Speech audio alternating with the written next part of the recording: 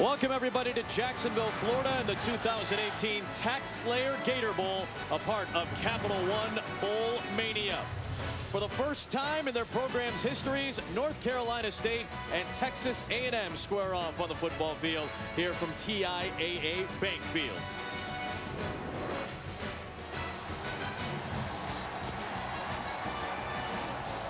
Jimbo Fisher leading the Texas A&M Aggies out onto the field in his first season as the head coach of A&M. With that, we welcome you into the broadcast booth. Adam Amin, Rod Gilmore, Quint Kesnick. We told you about Jimbo Fisher in his first year, a chance at 9 wins. Dave Doran's team, a chance at 10 wins, and 2 real studs that we're going to see, the SEC rushing leader and the ACC passing leader. Trevion Williams, he's the heart and soul of that team. And then on the other side, you've got Ryan Finley. And he is the heart and soul of NC State. His last game, a 6-year senior. He'll be in the NFL next year. He's going to have a chance to play his final game for NC State tonight. We'll find out, perhaps, tonight or maybe in the coming weeks if it is Trevion Williams' final game for Texas A&M.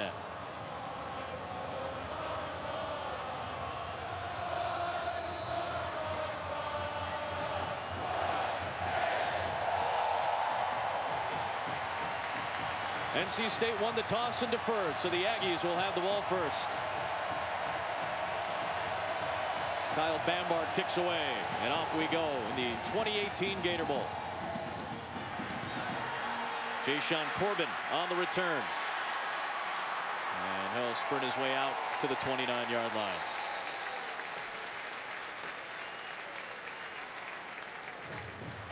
Some memorable moments this season for Texas A&M, including Kellen Mond's 6 TD performance in that 7 overtime win about a month ago over LSU. You think he's really improved from freshman to sophomore year? Oh, man, this is not the same quarterback we saw last season. Last season, he didn't have a lot of confidence. His accuracy was all over the place. And this year, man, he is fantastic. He's going to be one of the best quarterbacks in the SEC for the next couple of years. Game timer, please reset the clock to 14:45. 14:45. Thank you. Pac-12 officiating crew. Mike Duddy is our lead official. Clock didn't run for some reason after the opening second. Now we're set to go.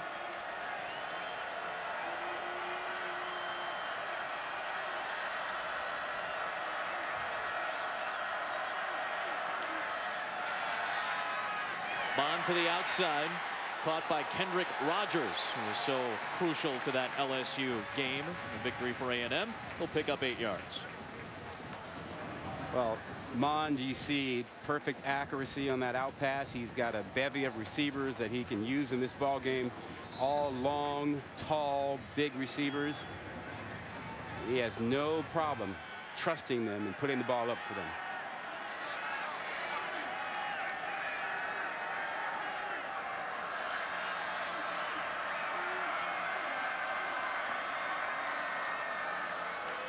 It's a keep for Kellen Mond, and he's got the first down and more. Kellen Mond explodes to the open field. Touchdown, Aggies. What a start.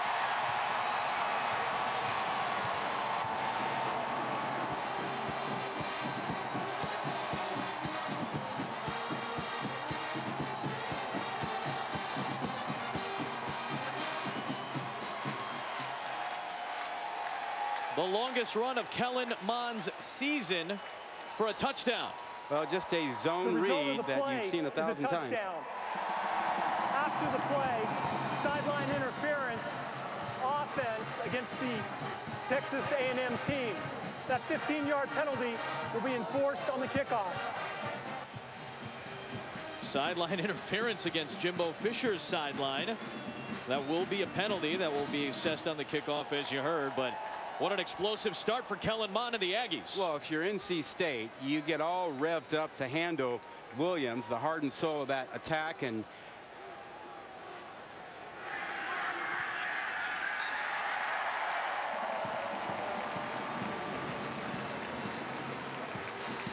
gentlemen, thank you so much. You missed some fireworks while you were talking to a soaking wet Mike Gundy. Adam Amin, Rod Gilmore, and Quint Kesnick with you. We haven't even played a half a minute yet. We've only seen a couple of plays from scrimmage. The last one was this, Kellen Mond 62-yard touchdown run. Yeah, just a simple zone read play, nothing fancy, except that NC State all hyped up to deal with Williams. Both linebackers went after him. Mon held onto the ball and just outran everyone on NC State's defense. And that's one thing to keep in mind, Adam, this whole game is the significant amount of speed differential there is. This is a fast Texas A&M team, and you saw some of it with that replay of that opening touchdown from the quarterback spot. Yep. Adam Amin, Rod Gilmore, Quinn Kashnick, a happy new year to you. The final game of the 2018 calendar year. We've got Texas A&M in its first year under Jimbo Fisher with a chance to get to 9 wins. Dave Dorn with a chance to get to 10 wins for just the second time in NC State history. 2 studs tonight, Travion Williams of Texas A&M and Ryan Finley for North Carolina State. Well, Williams is the heart and soul of the Texas A&M offense. I mean, he's their vocal leader. He's the guy who runs it. He catches it. He gets everybody together. But you saw Mon have that impact on the first play. But that guy, Finley, man, what a story he is. He decided not to leave early for the NFL, came back this season, decided to play in this bowl game because he wanted to finish it with the senior class. There was a 15-yard sideline interference penalty on the touchdown. That's why A&M kicks off from the 20. And Maurice Trowell will take it to the 25-yard line, but had to deal with a whole lot of traffic to get there. So Ryan Finley making his 39th and final career start for North Carolina State. We asked Dave Dorn what makes him so special.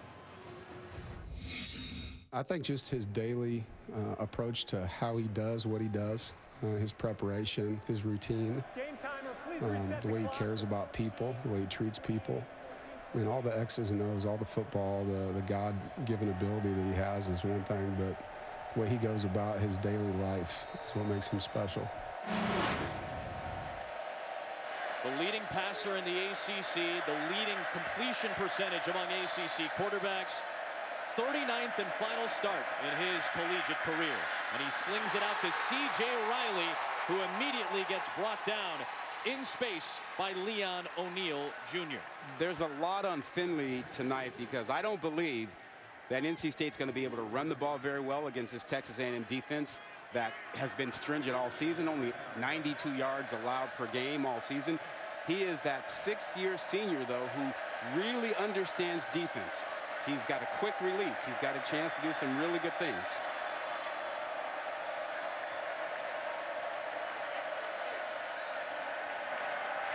Finley on the cross. Good job to hold on to it by Jacoby Myers. Riley and Myers each have a catch already, Quint, and that's big because the leading receiver in the ACC is not playing tonight. Yeah, that is Kelvin Harmon. 81 catches on the season with 7 touchdowns. How good is he? Well, he represents about 100 yards of offensive production. You saw Jacoby Myers and what he can do as a guy who can move the chains. Emeka Emezi is more of an intermediate threat, and the new face is C.J. Riley, number 19. He looks the part. 6'4" with blazing vertical speed. Can he challenge this Aggie defense downfield? Finley will try on 3rd down into traffic, seeking Emezi, and the cornerback at 6'4", Miles Jones, the sophomore, broke it up. Yeah, he did a really nice job, got his left hand in there, and nice or interesting to see, no pressure from Texas A&M. They didn't go after Finley. Instead, they dropped 8 into pass coverage and actually dropped 2 of their defensive linemen back, trying to make sure they give some different looks to Finley.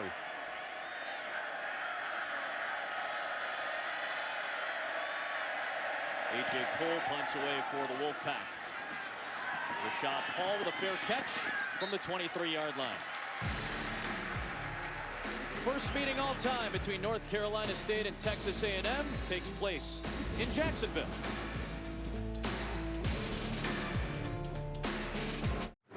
You're watching Capital One Bowl Mania. And welcome back to the TaxSlayer Gator Bowl from Jacksonville, Florida, all part of Capital One Bowl Mania. The final game of the 2018 calendar year, and A&M off to a 7-0 start early, and Kellen Mond's 62-yard touchdown run is what got the Aggies in front. Their second series starts from the 23. Mond hit as he throws, incomplete. Second year that he's had an opportunity to start, and Jimbo Fisher, a respected counselor of quarterbacks, spoke highly of Mond. You know, Kellen's a grinder. He comes from a military background. He wants to know the whys of the game. He wants to be very detail-oriented and works at the game exclusively and puts as many hours in as he needs. Well, he is so much better than last year, more confident. He looks better, more fundamentally sound, better release. Watch him hold the ball higher when he is passing, not as low as it used to be. But better mechanically this season, and on the move, he's able to find Courtney Davis, the redshirt sophomore, to set up a makeable third down. You know, just moving the ball up higher gave him a quicker release. When you hold that ball down low, you've got, you know, more time it takes to bring it up to release it. It's like what hitters do when their hands are too low. They're a little slow getting to the swing. Yep. Moved his hands up, he's a little quicker on the release.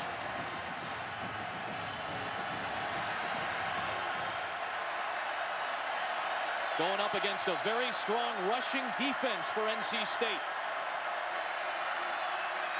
They'll try to run it, and they will get the first down. Jimbo Fisher opens up trying to establish Mond. He knows that there's going to be a lot of focus on Williams, so he's establishing Mond. Any moment here, any play, he's going to start getting some of Williams because he's dynamic.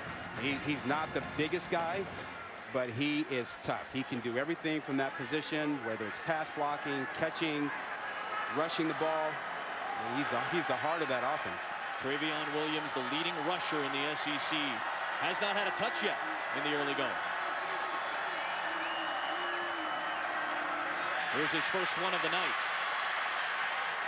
And he turned what could have been a loss into at least a play back to the line of scrimmage before Jarius Moorhead stopped him. You know, to me, one of the fascinating things about Mond is that you got a guy who grew up in Texas where football is king, and he left his senior year to go to the IMG Academy in Florida. A lot of quarterbacks, a lot of college football players have come out of that institution. Hard to leave Texas rich football to go somewhere else to play, right? Got a chance to start last season when Nick Starkel suffered an injury in the opener against UCLA. Started 8 games last year. Has been the full-time starter all year this year. Here's Travion Williams, and there is the leading rusher in the SEC, showing what he can do. Rod, you think he has excellent balance, and that's what makes him very effective at his size. He's not missing anything. He's got great balance. You remember the old romper room show for kids, and they had those Weebles wobble, but they don't fall down. I was wondering where you were going with that. Yeah, well, you can hit him around, and he won't fall down easily. He just kind of stays up. He ping-pongs off of people. He just broke Cyrus Gray's 2010 all-purpose yard record. He's got over 1,800 this year. He's got a chance for the single-season rushing record tonight. Mond with a very dangerous pass behind Jamon Osmond, and Chris Ingram had a gift nearly delivered right to his hands. Yeah, and you can still see every now and then the ball gets away from Mond. This one he's moving up, and so his mechanics are off. Watch, that ball is released high and right where he doesn't want it to go. Man. Oh, Ingram had a completely easy pick there. Mond got away with one, and he knows it. So does Jimbo Fisher.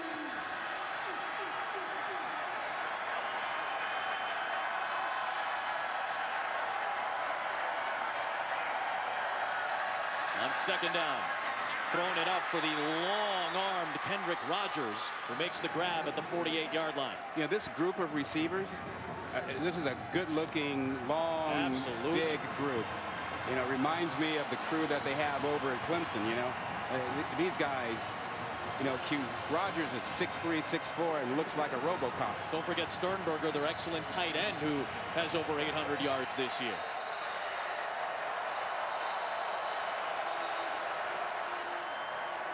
Timeout, North Carolina State, their first of the half.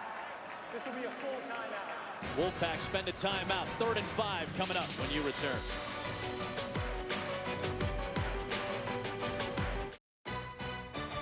The TaxSlayer Gator Bowl, brought to you by Visit Jacksonville. Go to visitjacksonville.com to see why vacationing is easier here in Jacksonville. Domino's, order online and track your order. And Lexus, experience amazing. Happy New Year from Jacksonville, the most populous city in the state of Florida, about 900,000 or so. Turned into a beautiful night after we had a bunch of fog rolling in over the course of the weekend. Some rains over the course of the weekend, but a little humid but clear here tonight for this TaxSlayer Gator Bowl, the 74th edition of the 6th oldest bowl in college football. NC State very solid on defense on 3rd down this year, trying to get off the field.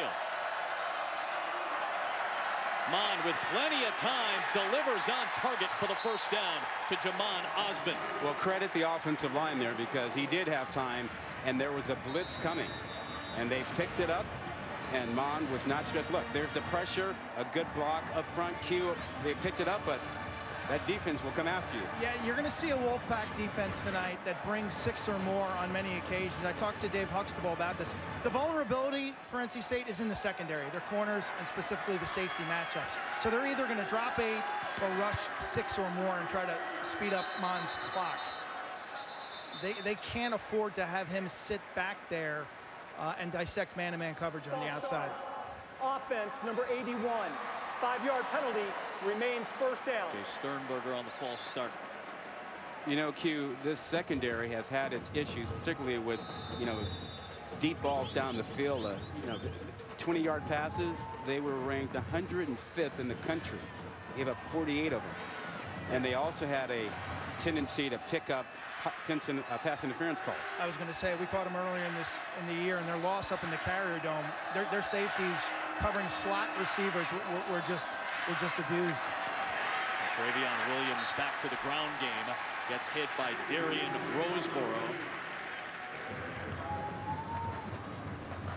Extended drive on the 2nd A&M touch, the 10th play of the drive coming. NC State is without one of their key players on defense. Jermaine Pratt, outstanding linebacker, is not playing, but Mr. Moore has stepped in to try and pick up the slack there. Brock Miller is also in there. There's Pratt. That's a big dude they're missing. He looks like he's already an NFL player. Yep, 2nd in the ACC in total tackles this season. Mon on the move for Sternberger, too tall. He's missed high a couple of times today already. Kellen Mond threw for a career-high 430 yards against Clemson, threw for a career-high 6 TDs in that 7 overtime win against LSU.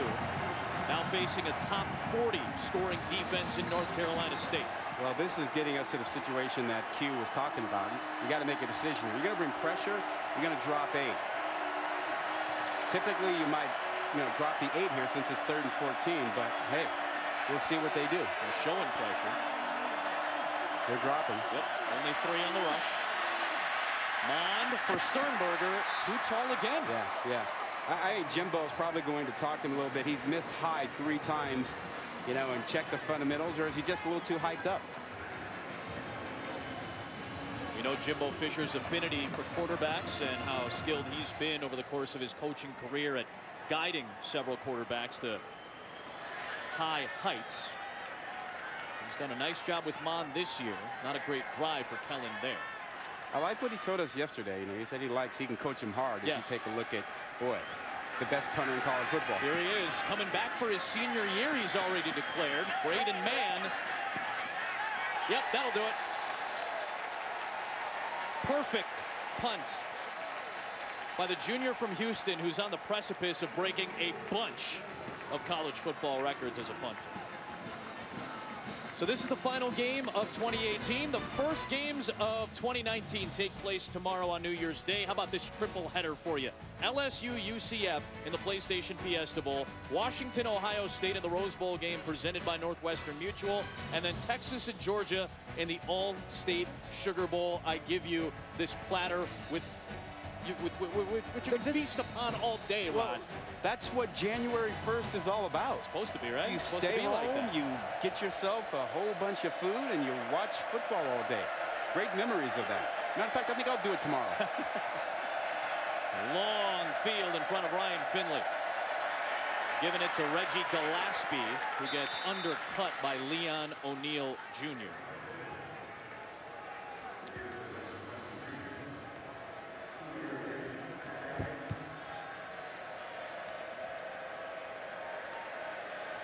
North Carolina State, third in the ACC in scoring at 35.5 per game, with Ryan Finley calling the shots this year.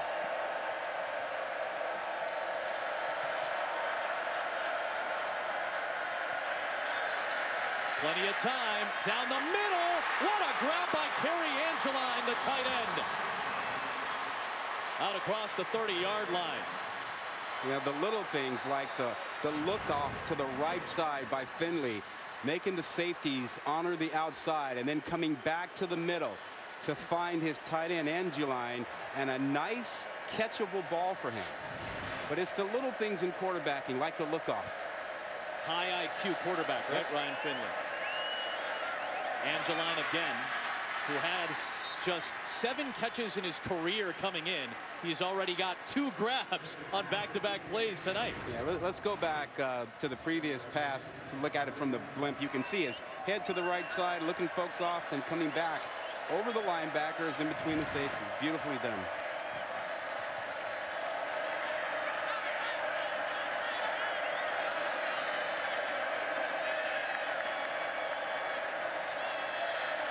There's Gillespie. Good run, and he'll pick up the first down. We told you Ryan Finley's an NFL quarterback prospect. Dwayne Haskins has shot up the charts. He hasn't officially declared yet, but we know Will Grier is on his way to the NFL. It's a pretty good list, and Finley's on there for Todd McShay. Well, and keep in mind that this list will probably change. Obviously. With all the workouts and the testing, the combine, yeah. But just to be on that top 5 for the time being says a lot about Finley. The veteran quarterback slings it away with good pressure coming from Derek Tucker from the safety spot. You know, Finley is not going to wow you with, hey, you know, watch me throw the ball 80 yards. I've got the strongest arm in college football. It's not that. His arm is adequate. It's perfectly fine. But it's all the other stuff. It's the timing, the accuracy, the toughness, the smarts. All those things make you feel like, geez, he's a guy you can count on, you can trust to make good plays. Rod, I think he's a master at avoiding the catastrophic mistake. Yep. You're right, Q. He'll check it down. He'll throw it away. He'll come back to fight the next play. Here comes Gillespie, powering his way ahead, close to the sticks. The senior playing his 50th and final game for North Carolina State tonight. Q, were you surprised that Finley came back for his 6th year, and that he plays in this game? No, I think this is a team that had big dreams this year. I mean, you look at their record right now. They honestly thought that they could, win the ACC and make a run at the whole thing with the cast of offensive line, veteran on that left side, the wide receivers, etc. High talent team this year. Penalty marker thrown from the far side for a false start, or perhaps an illegal formation. False start before the play. False start. Offense number 42. 5-yard penalty. Remains first down. It's Dylan Autenreith, one of the tight ends for North Carolina State. This is a different scenario for Finley tonight. He has spent his entire career going from Boise State to North Carolina State. In all 38 of his starts prior to tonight, Elijah Drinkwitz was his offensive coordinator. Drinkwitz has taken the job as the head coach at Appalachian State. He has already gotten into the swing of things in Boone, North Carolina. So tonight, a couple of different coordinators calling the plays for Finley. There goes the freshman, Ricky Person, with a great run. 14 yards for the Wake Forest, North Carolina native. He is the quickest of the running backs at NC State, and you'll see that here. Just a nice little lateral move and a little jitterbug to get to the outside, and he made a couple guys miss. But what I liked was the finish of the run. Finished with some power. Missed some time, 4 games with various injuries this year, including the finale against East Carolina. Finley, sideline. Ooh, C.J. Riley extended. Nearly got that grab. That'll bring up 3rd down and 1. You know, you mentioned the change for Finley not having his offensive coordinator. He might be calling his own plays. Yeah. I mean, as long as he's done this and as much as he's been around, he might be telling his new co-coordinators, this is what I like. That's Des Kitchings in the box and George McDonald on the field. They're the running back coach and wide receiver coach, respectively. Ooh, a little end around here. They give it to Thayer Thomas, who's got the first down pending the penalty flag.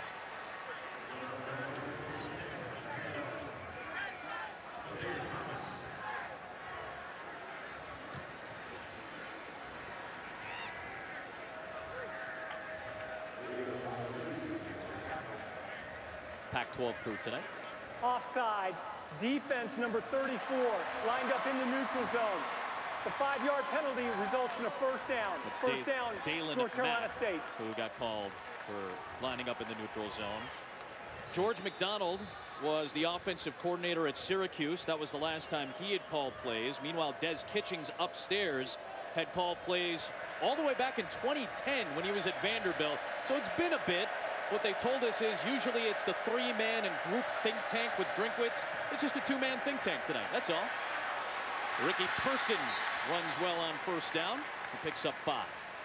His quickness has really helped them. And, getting back to the play calling, I have to believe that they're relying an awful lot on Finley, since, he's not a freshman quarterback. I mean, he has his own ideas and thoughts. He knows what he likes, and I'm sure he had great input into the game plan. Well, if you're going to have anybody with a coordinator change, isn't this the quarterback? Yeah. Or at least one of the quarterbacks you'd want? Right back to Person. There's the penetration from the second best rushing defense in the country. Buddy Johnson makes the tackle. Buddy Johnson is huge tonight because Otaro Alaka, the leading tackler for Texas A&M, part of that great rushing defense, is out.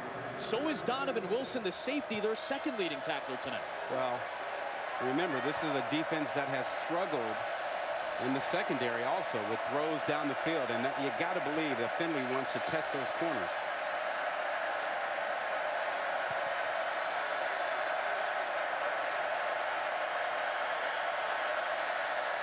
On third down, it's Gillespie. Still churning, but he gets stopped short of the line to gain. They're within the field goal range of their freshman kicker here. And Christopher Dunn, a true freshman out of Lexington, North Carolina, will come out. Set a North Carolina State record with 21 field goal makes this year. He's made 13 straight, going back to October the 6th against Boston College, and that wasn't technically a miss. It was a block by the Eagles. He's had a dynamite freshman year. Trying to get the Wolfpack on the board. Play clock winding from 43. And Dunn keeps doing what he's done all season long. Extended drive leads to 3 for Dave Doran.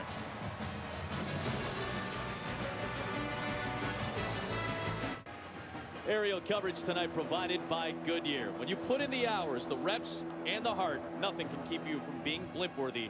Goodyear, more driven. Here in Jacksonville tonight at TIAA Bank Field. Ryan Finley leading a 12-play, 6-minute drive that ends with points.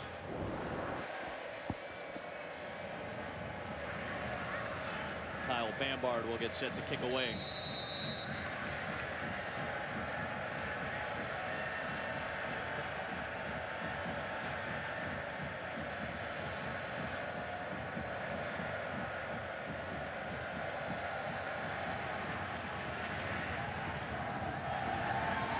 Here's Corbin. He's already got a kick return touchdown this year. He'll take it out to the 23.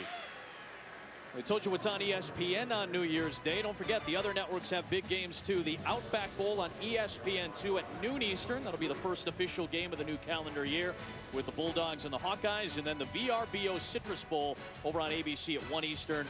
Benny Snell, one of the best running backs in the country, going for Kentucky against Penn State.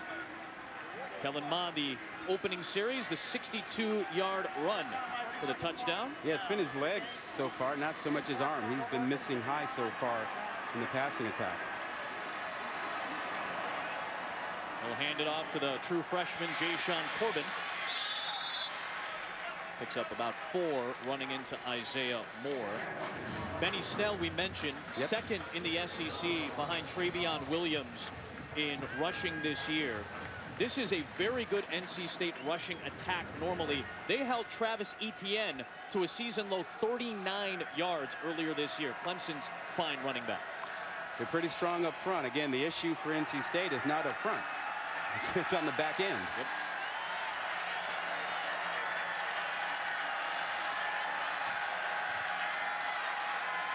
Mond has that one batted into the air and intercepted. Picked up by Andreas Bryant. Darian Roseboro flipped it into the air for the pick.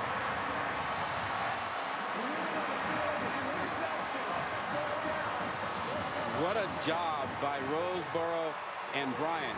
And Bryant is rushing the quarterback. He's actually blocked, and he apparently hears it. And then he just turns around, and there the ball is. What great presence for Bryant, and the soft hands for the 330-pounder, huh? Look at this. He stops. Roseboro blocks it. Turns around on it. What did you just say? The front is not the issue. The front is not the issue for NC State. They've been very good all season. And those 2 veterans up front have combined, Q, for 100 career games. Sudden change. Take a shot. If Eli Drinkwitz were still the OC for NC State, he would definitely be throwing this ball downfield on first down here. Let's see what the new coordinators come up with. Finley with some pressure coming from Dalen Mack. Will launch it away. That's a key matchup tonight, guys, as well. Dalen Mack is a 320-pound bowling ball up front, going up against the Remington Award winner for the nation's top center in Garrett Bradbury. It's a good matchup, and Bradbury is a very athletic center. And if you're not going to bring a lot of pressure and rely on a 4-man rush, you know, guys like Mack have got to get there. Yeah. Or at least collapse the pocket. Tough to do against Bradbury and a veteran offensive line that has been spectacular this year.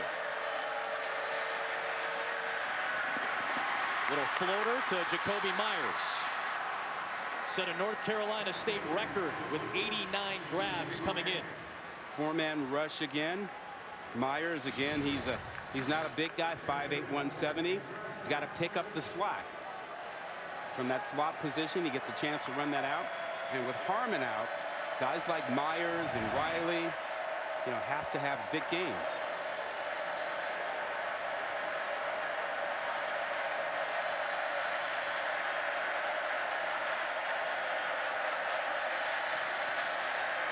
Here comes Gillespie. Got close to the sticks, but looks to be short.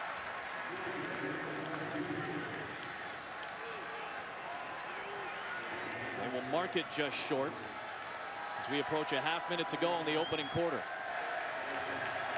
Rod, their best offensive lineman, you guys mentioned Bradbury, but the veterans are on the left side. Tyler Jones, the left tackle. Tyrone Prescott, the first-team All-American at left guard.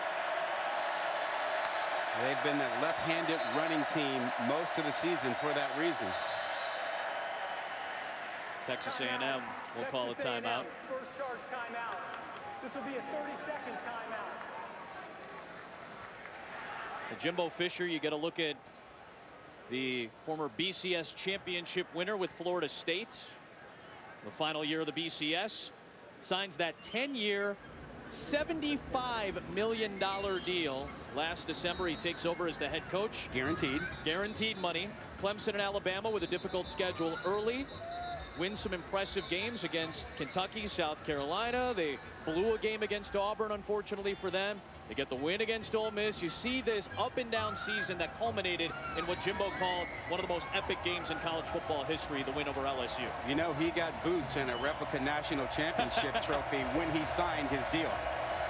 Expectations at A&M? I don't think so, no. Not when you have a renovated Kyle Field and a $20 million suites abound. There's no expectation there. Here come the Wolfpack on 4th down, and Ryan Finley sneaks it for the first down. And that'll close out the opening quarter here in Jacksonville. First meeting all time between North Carolina State and Texas A&M. But don't forget, Jimbo Fisher knows the Wolfpack well. He went 5-3 in his Florida State career against the Wolfpack. A lot of competitive games in that matchup. We're hoping for another one tonight. The massive 82-inch Samsung QLED TV. You can't look away.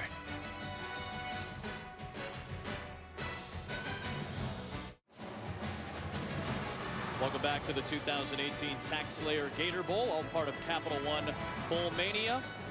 Texas A&M with the lead after one. North Carolina State seeking the lead on 1st and 10 from the Aggie 14. And movement before the play.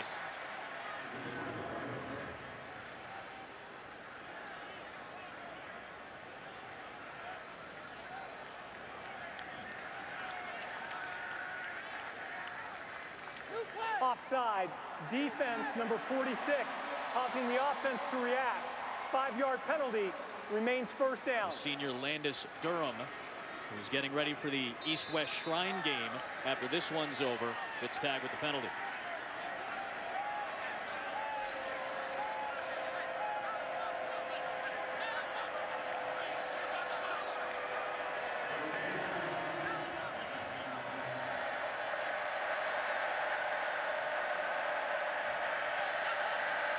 Finley, end zone, Riley, what a catch! C.J. Riley stepping up the depth chart and stepping up the wow factor. Touchdown, Wolfpack. Wow.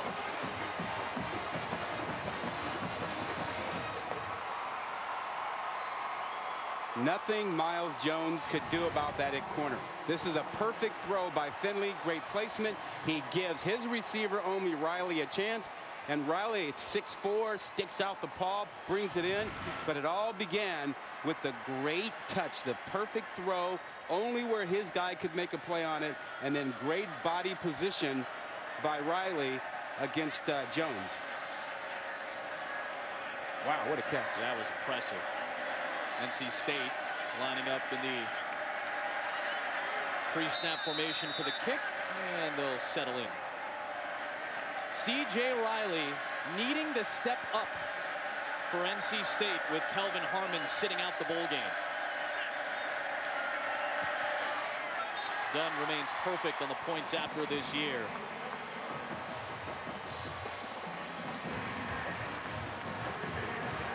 You know, this is a conversation that we're having more and more and more, and it's great for guys like C.J. Riley, right, who get a chance, an opportunity to step up into a major role for a team like North Carolina State. But a couple of years ago, it was Christian McCaffrey, Leonard Fournette. They'll sit out the bowl game. All of a sudden, Rod, those numbers have extrapolated and skyrocketed in terms of guys sitting out now. It's more than 20 guys now for this bowl season, and next year the number will go up.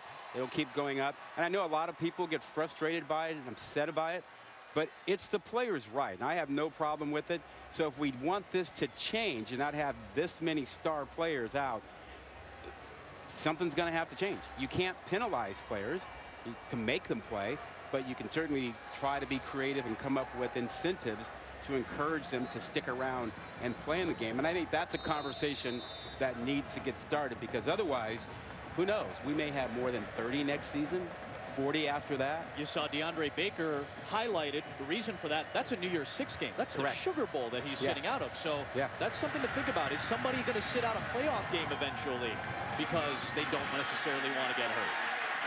Here's Rashad Paul on the return for Texas A&M. Huey's out to the 25. Rod, a question. Why isn't it as simple as just giving these athletes insurance policies, whether it's from the school or from the bowl? Well, if you take the case of Jalen Smith, who was at Notre Dame and had an insurance policy, the policy, I believe, paid out some $700,000 to him. Instead, he lost about $20 million because he wasn't drafted where he was projected to go.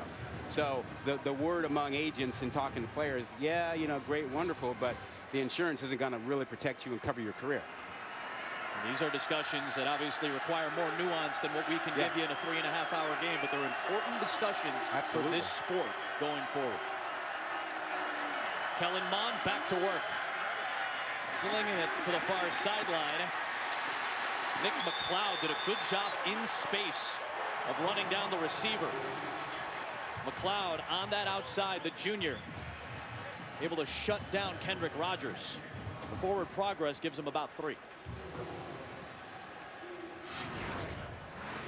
Watch McLeod as he makes a good high tackle, keeps his arms in there, drives his legs, and waits for the posse to come. That's what you do when you're a corner and you got a big guy in front of you. You're just begging for your big old linebackers to come over and help you out.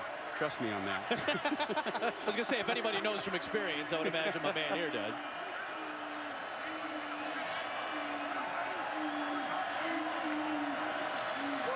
Here comes Travion Williams. Isaiah Moore ends up stopping him after 5, or after a 2, I should say. Listen, 3rd and 5. Yeah, right now, Mond has not been established, as a quarterback. I mean, in the passing game. The NC State defense actually has played very well. They gave up just that 62-yard run, but we haven't seen Mond yet get into a rhythm. We haven't seen Williams get into a rhythm.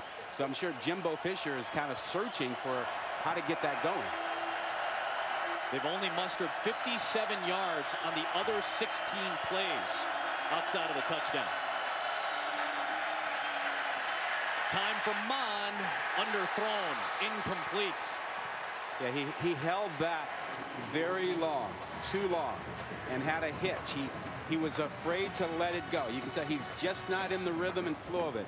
He had that throw early, and Jimbo Fisher is probably going to come over and tell him too. His receiver probably, he felt, didn't run the right route, but he held that ball and didn't want to let go of it. That's right, Rod. He held it because Osmond could not generate any kind of separation and was not open. In fact, he turned to the official and thought he was held. He was guarded by Tyler Baker-Williams, the freshman. Thayer Thomas from the 19.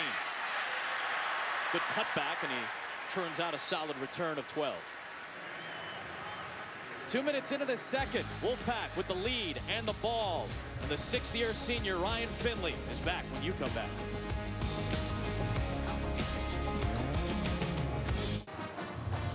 Wolfpack have scored on their last 2 drives, a long field goal drive and a touchdown after a pick.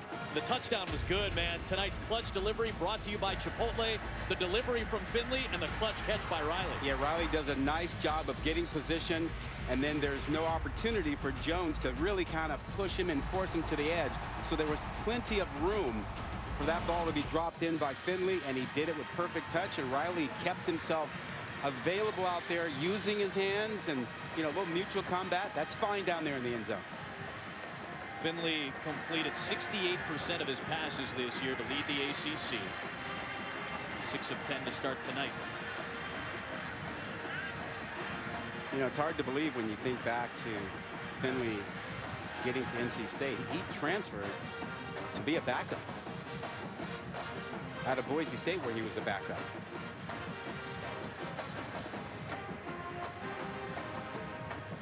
Trying to see if there's an issue here with the officials, why we're delayed. I wonder if there's a communication problem or something. Yeah, and back to Finley, the thing that's fascinating is that he's become the better pro prospect. Yeah, how about that? Top 5 guy in the chase after leaving Boise State. It's just an example how, sometimes transferring is the right thing for a player. And we've had an awful lot of quarterbacks and a lot of discussion about quarterbacks transferring and not waiting their turn, and a lot of that happens. And he's had some success here, and NC State has had a lot of successful quarterbacks. I take issue with one.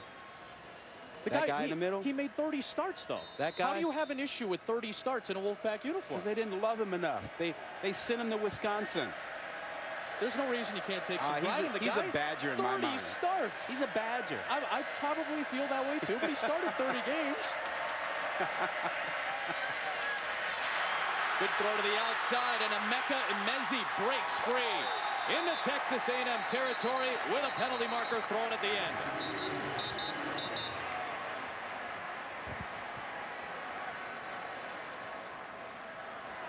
By the way, it was communication issues with the headset pieces, the earpieces that the officials used to communicate with one another.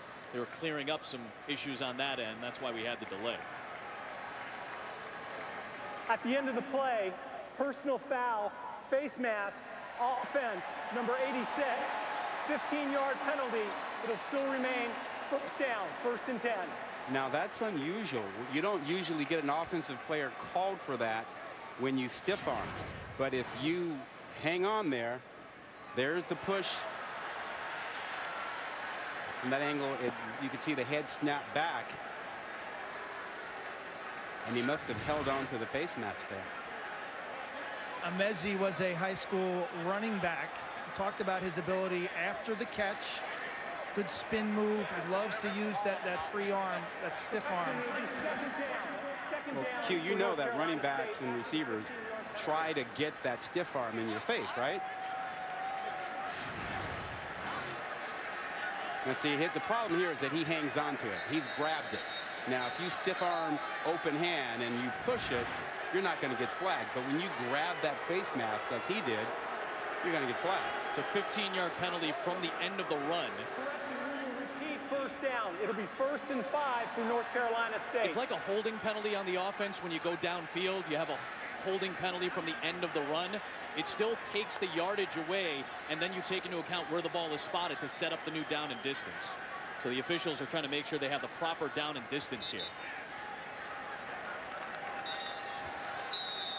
It should be first down about 5, and it is from the 41. Yep.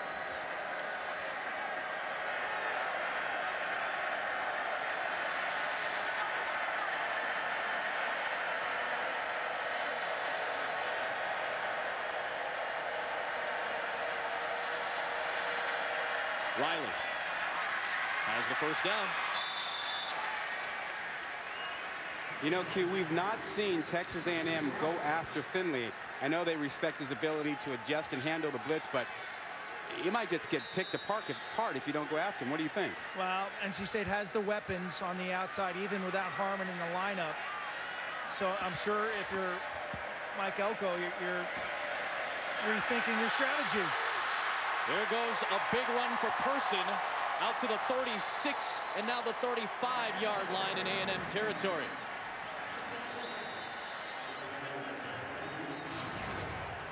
Either way, Rod, this defense right now is juiceless. No motion, no bounce, no energy. Finley underthrows his target Thomas. That'll bring up 2nd down. Yeah, you're right, Q. There's not a lot of juice out there. And those linebackers, the youngsters who got his first start, Buddy Johnson, #1, you know, and Dodson moving over to play a Laka spot, they're getting pushed around a little bit. And I suspect there's a little hesitancy. When you aren't as comfortable in your old spot, you tend to think a little bit. And when it's your first start, you know, got little butterflies. Understandable. Buddy Johnson's first start at the linebacker spot, the sophomore from Dallas. There goes Person. Good penetration by Johnson. Yep. Right on cue. Well, he read that one perfectly. Great job as he just did that nice little deal there, finding things. He's in the middle of the field. He's looking and he's going to read things, and he's going to shuffle on over and see what's happening. He sees the flow. He understands where it's going, reading his cues. He just knifes right through. That's a really good job. That'll make you get comfortable and not worry about it being your first start.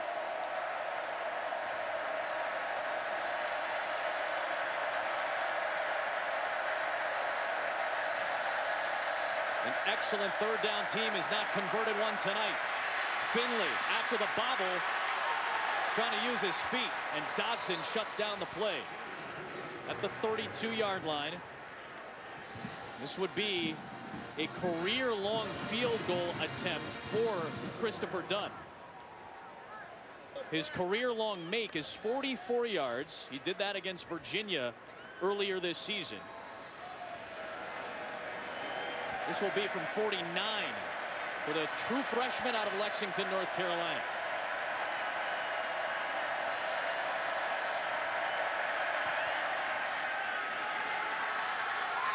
Plenty on it.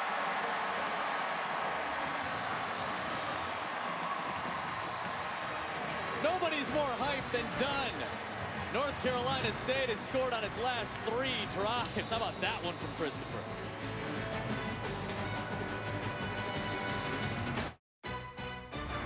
The TaxSlayer Gator Bowl, Brought to you by Florida's enchanted Amelia Island. Come make memories. T-Mobile, America's most loved wireless brand. Join the Un-carrier today. And State Farm, here to help life go right. Both teams visited the Naval Station Mayport, home to the Navy's 4th Fleet. They toured the USS Wichita, which will be commissioned in January. And both teams participated in a service event to benefit First Coast Blessings in a Backpack, packing 500 bags of non-perishable food to provide elementary school kids with food on the weekends during the school year. Just one of the great things that's part of bowl season, that teams get a chance to go, take a trip, play an extra game, get more practice time in, have some fun like Christopher Dunn's doing with his fellow Wolfpack team members, and they get to serve the community as well. Does any kicker get more excited than he does? Hard pressed to come up with somebody. I remember Michael Dixon, last year's Ray Guy Award winner, was pretty solid. I enjoyed that. He was an MVP of a bowl game last year. Jay-Sean Corbin from the 5. Solid return out across the 30-yard line. Bambard, the kicker, stopped him. I want to take you back to the linebacker play at A&M. It was shaky early, starting to get better. Here is Dodson. He's spying the quarterback, Finley. Watch how great he plays this. Stays where he needs to. An open field tackle makes that perfectly. So Johnson and Dodson, that last series, started to come on and make some plays, and they're getting more comfortable. Remember, first start for Johnson, and then you've got Dodson playing in Alaka's place tonight, a position he doesn't normally play.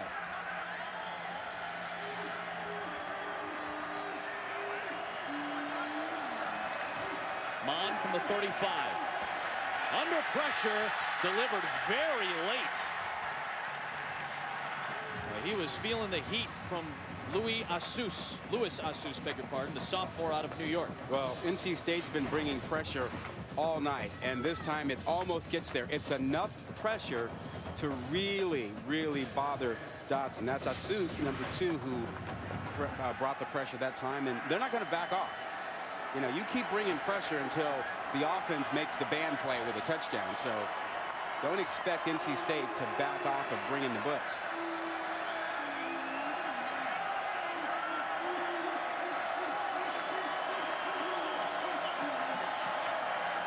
Out of the reach of Rogers, even for those long arms. That'll bring up 3rd down and 10. Texas A&M, after that opening salvo, the Mon touchdown run, has got nothing going since.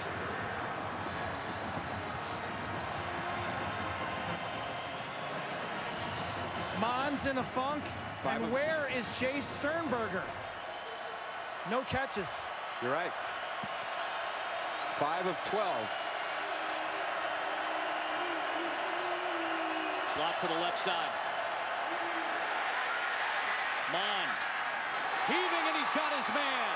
Courtney Davis with a big play for the Aggies. And just like that, a throw can get you back on track. Now watch Mon stay in there and hang with this. Only a 3-man rush. He knows he's got time and steps up. A little bit of a late hit there. Perfectly delivered to Davis. Over the top of Griffin. They pick up 30 yards on 3rd down and 10. From one 35-yard line to the other. Williams gets blown up in the backfield by Roseboro. Senior playing his 51st and final game of his NC State career. He came back for his senior year because he had promised his father Johnny he would leave college with a degree. Johnny passed away last October at age 43. Darian said Johnny was my best friend, my coach, my hero. He plans on graduating in a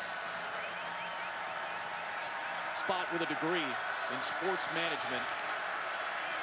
An impressive young man is a veteran on that front for NC State. Kellen Mond connects with Jamon Osborne. Picks up about 9 as Ingram stops him shy of the 1st down marker. Just a rhythm and good timing. You see that Mond seems to have picked it up with those last 2 throws. Sometimes it's all it takes. One throw to get you going. Yeah, a little rhythm, right? Yep.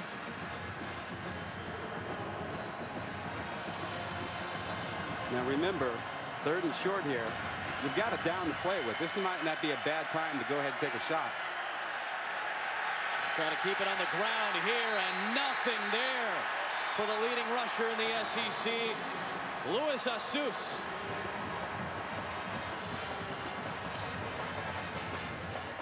What do you do? Plays, yeah. You kick this? You go for it? Well, Texas A&M has only gone for it on 4th down 9 times this year. Well, here comes number 10 because they just sent in another tight end. They just brought in Cullen Gillespie, the senior from Katy, Texas. They're going jumbo here. 3 tight ends.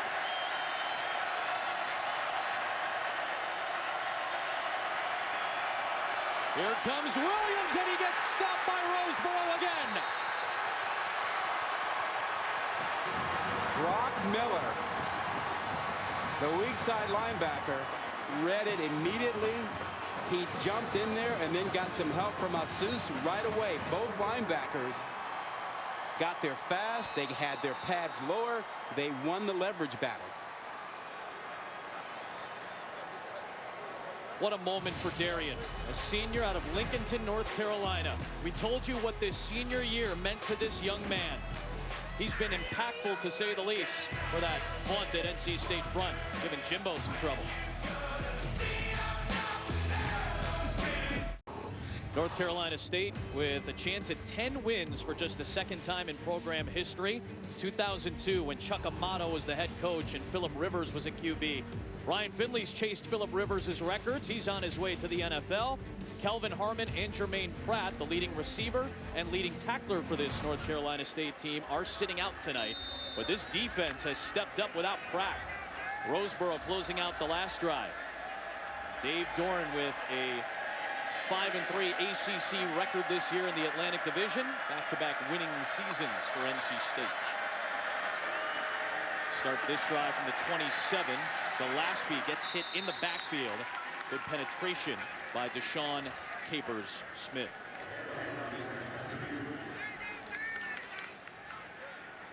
A reminder that ESPN Plus is your home for more sports, more schools, more conferences, more ESPN. You can start your free trial today by downloading the ESPN app or visiting ESPNplus.com.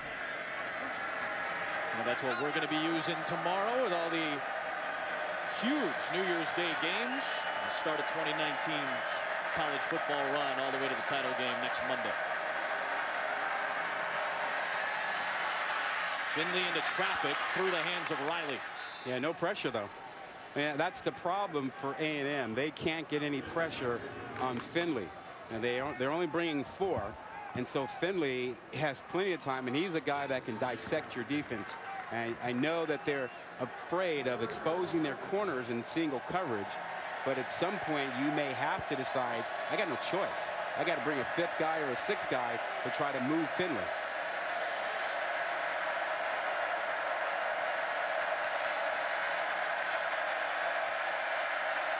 Yet to convert a 3rd down. Looking for Riley, and it's incomplete.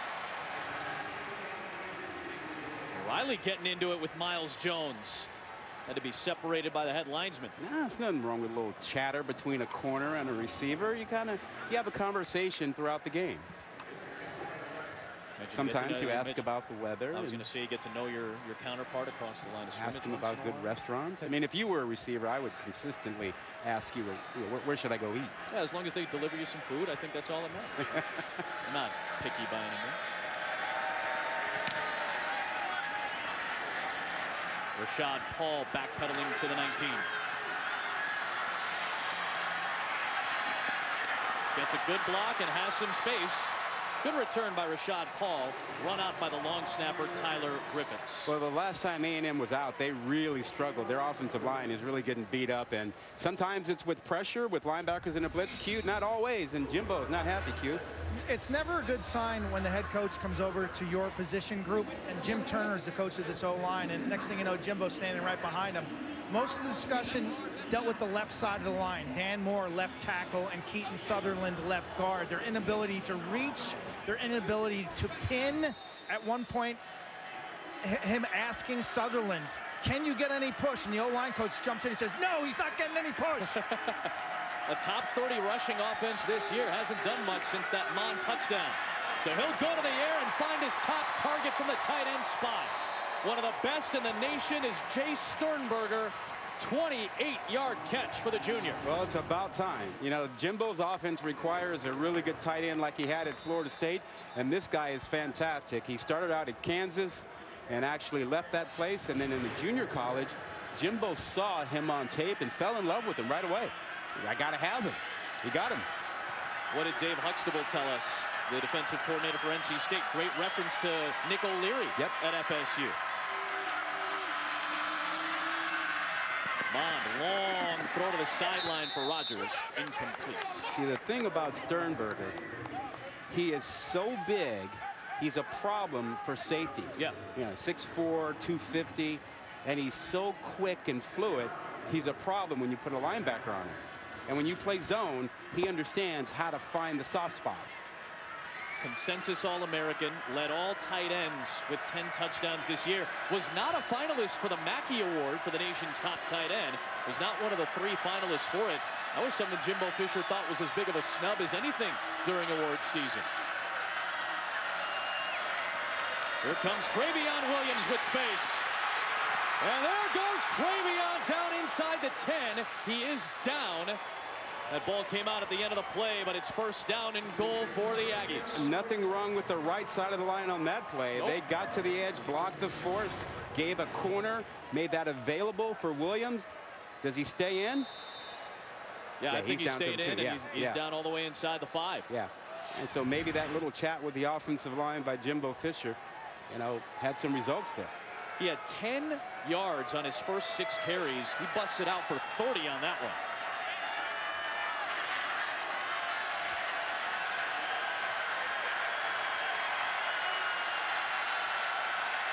First and goal, A&M. It's Williams with the cut to the end zone. Touchdown, Texas A&M.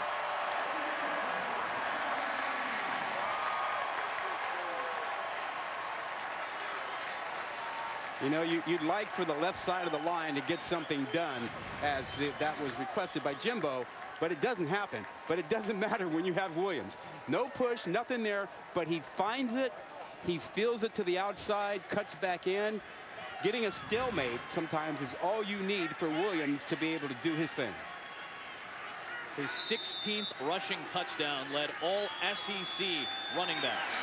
Most of that damage done late in the year against good competition in conference play. 2 big running plays for the Aggies have accounted for their 2 touchdowns, and Texas A&M's back in front.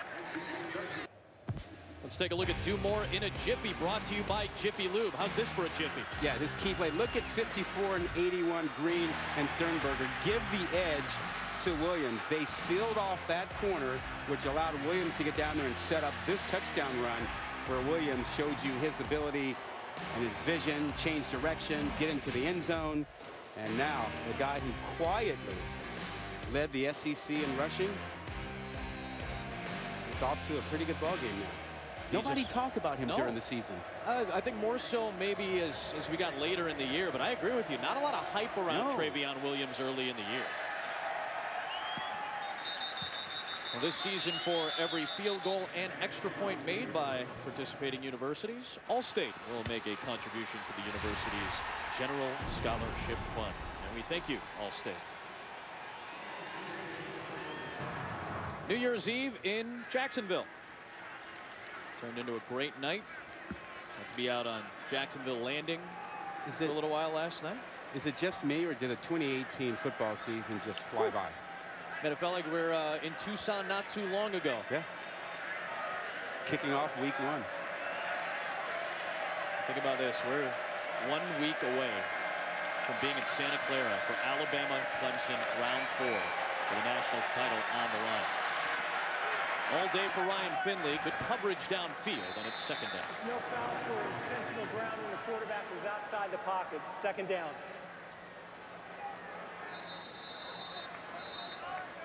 Of course, NC State got off to a great start this year. They were 5-0 before they had to face Clemson. Game timer, please reset Tyrone the clock to Prescott, a little 6:35, slow to get up. He's their 6:35. first-team All-American Injury guard, timeout. playing his final collegiate game. He's part of one of the best offensive lines in all of college football, not just this year, but over the course of the last few years under offensive line coach Dwayne Ledford. Dwayne has now been hired away by Scott Satterfield at Louisville as the new offensive line coach. John Garrison, who did a solid job at Florida Atlantic under Lane Kiffin, has now taken over the O-line coach duties. Yeah, Bradbury's outstanding. I mean, this offensive line, remember Chris Selfo, great head coach? Offensive line czar. His son, Joe Selfo, is a graduate assistant here and has worked closely with Bradbury for a couple years. And he played here, was an offensive lineman. So they really focus and give individual training to their offensive linemen here.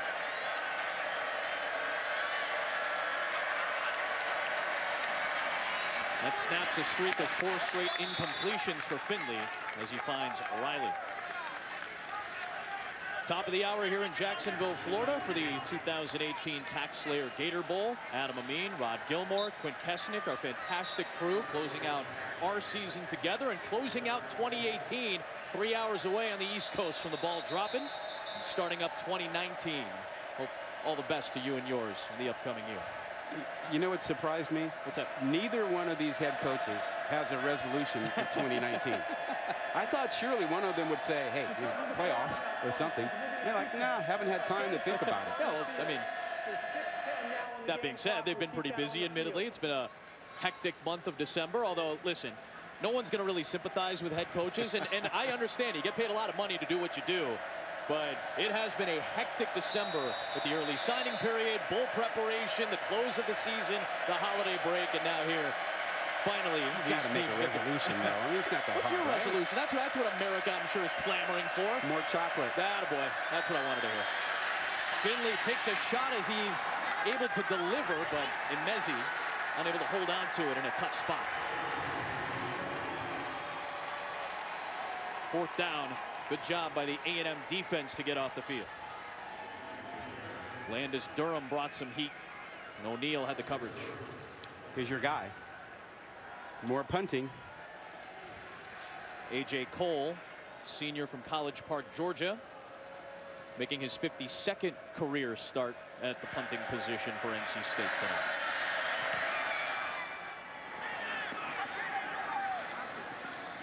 Rashad Paul will see that one head out of bounds.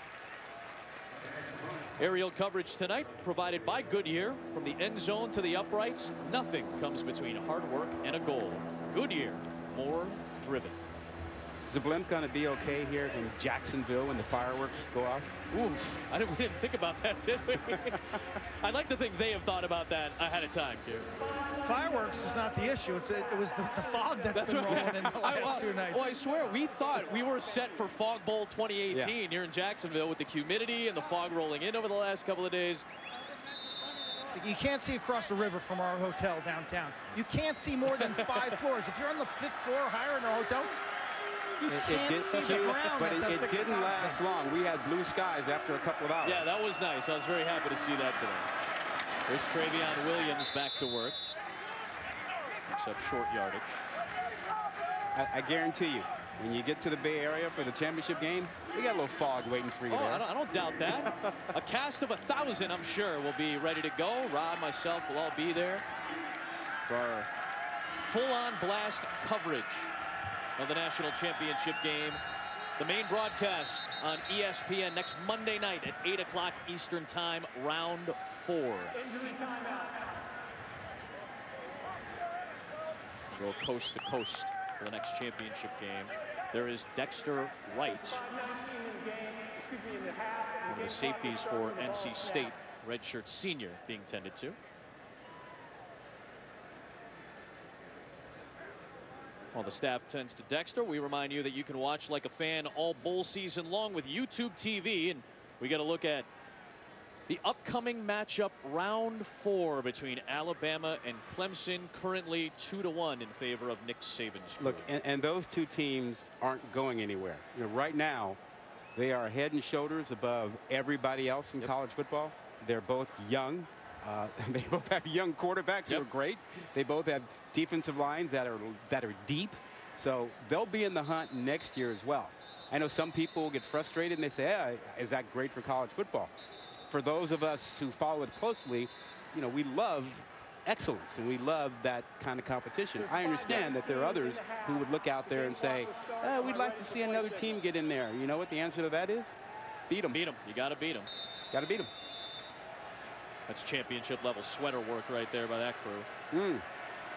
Semi-final game. Coordinated. Semi-final game last year, Alabama beat Clemson. The other two in the national championship matchups. We had a bit of a game clock issue here in the second quarter. Mon delivers on target. He's got Rodgers for the first down to the 42-yard line. You know, ever since Mon completed that throw along the right sideline several plays ago, he's gotten more confident. His accuracy has been on target. I'm sure he had a couple chats on the sideline about, you know, basics and making sure he was doing his fundamentals, but he looks so much more comfortable and so much better on this drive and the last drive as well.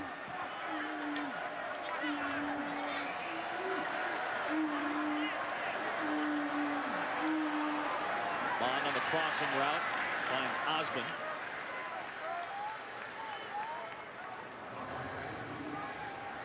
Picks up 5 on the catch.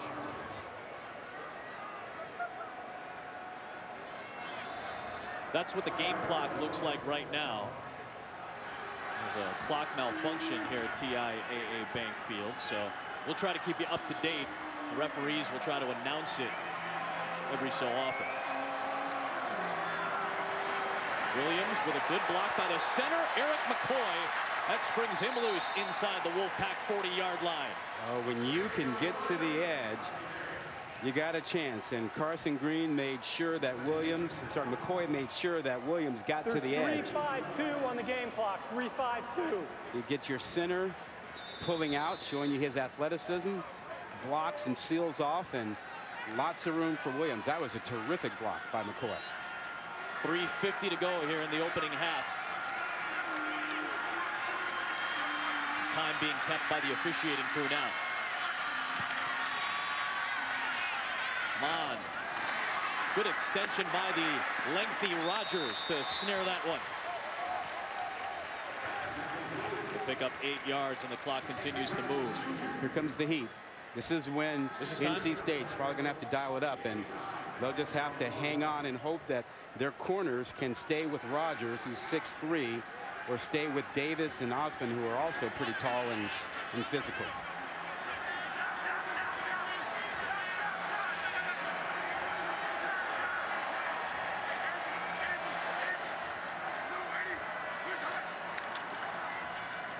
There's Williams. He's got enough for the first down. We're inside of 3 minutes to play. There's 2 minutes and 51 seconds. 2 minutes and 51 seconds in the half. 2:51 left in the half.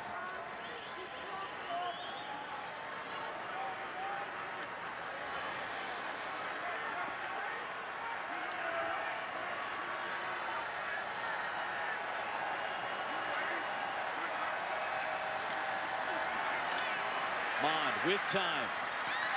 Flipping it up there for Cameron Buckley. And Buckley grabs it for 4 yards. Plenty of time. NC State defensively has backed off the pressure, and Mon has had plenty of time to settle in and find the guy he wants. 2:20 and counting here in the first half remaining.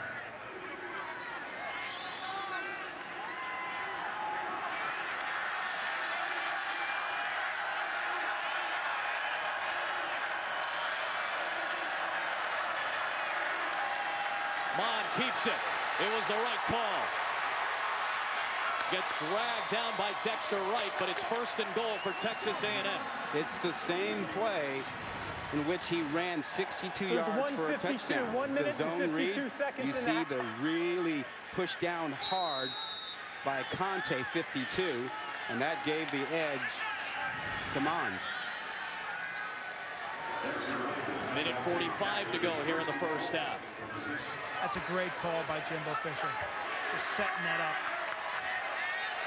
Cue 147 rushing yards now for Texas A&M. Mond, play fake. Throws on the move to the end zone. And incomplete for Osborne. They had it for a moment, that flipped into the air. A lot of people were holding their breath on that play. Yeah, he had a shot at it. Great job by Mond, looking all the way to his left, coming back to his right, finding Osborne and put it right on the money. But a real strong play by Ingram out there, fighting through. 4 of 5 in the series. Some shorter passes. 1:21 remaining. Clock is stopped on 2nd and goal. Where's Sternberger? Right there. It's Williams. Runs into a stack of Wolfpack at the 5. It'll be 3rd down and goal coming up as we approach a minute to play here in the first half.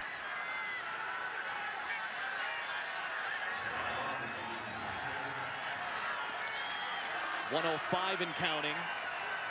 2 timeouts for both teams. You've got 2 tall, athletic receivers you can use down here. You've got Rogers, 13, on the far side. And then you've got Sternberger. They just motioned Rogers to the near side of the field.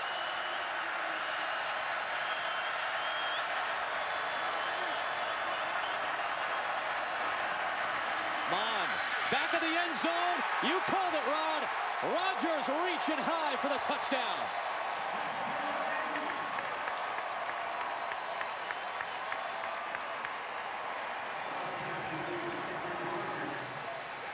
Well, Rogers is allowed to roam free through the end zone. No one puts a body on him, and he runs the post route, and Mond does the right thing. He's 6'4", put the ball up high, let him go get it.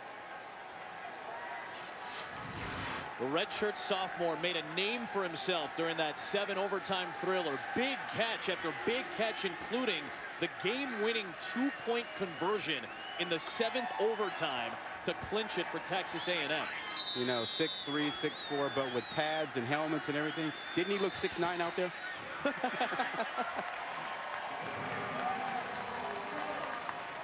You know, you look at these receivers. We've got basketball players playing football. Just playing receiver, playing tight end. There's 32 seconds left in the first half. You just heard our lead official, Mark Duddy, say 32 seconds remaining here in the first half. 2 timeouts still remain for North Carolina State. It'll be North Carolina State ball to start the second half.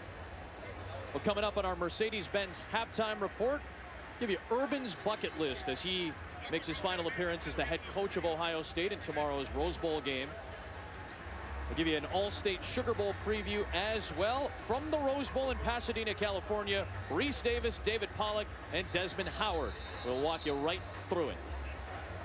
There's nothing like watching the Rose Bowl game. I heard Kirk Herbstreit the other night during the semifinal game say he gets excited about seeing the grass at the Rose Bowl on that special game. Well, but tell me about it. I've never been. Well, you have to do it. If you do it right, you know, you catch the Rose Parade, and you move on over to Pasadena. And you're right, when you come into that area, through the neighborhoods, into the stadium, you see the Rose Bowl logo. You get to the field, immaculate. You see the hills out behind it. It's an incredible experience, and a lot of folks have done it for years on New Year's Day watching. If you get a chance to go, go.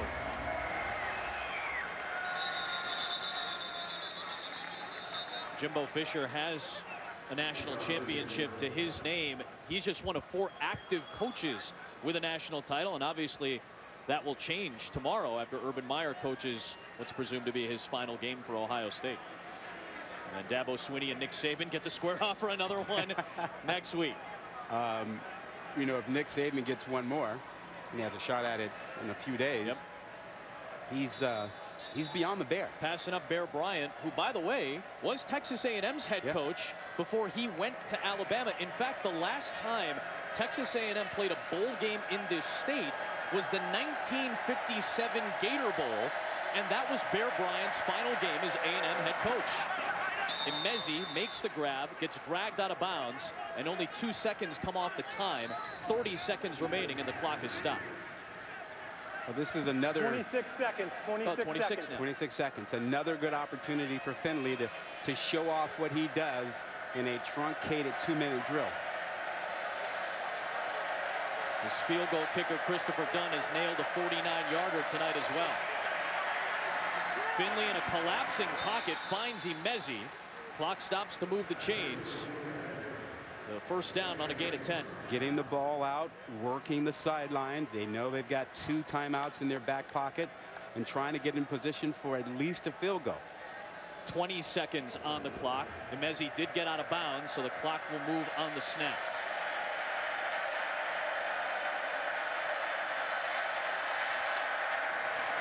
Using the sideline, and Myers makes the grab. Now, this looks like an NFL quarterback trying to direct the 2-minute drill right now, doesn't it? He understands they need 16 seconds and a half. 16 seconds. 16 seconds. They need about 30 yards here. Yep. They're going to have to push it down the field a little bit more. There is Dunn. You get inside the 35. He'll be close to that range. He can work the middle and use a timeout. Yeah, still got 2 left.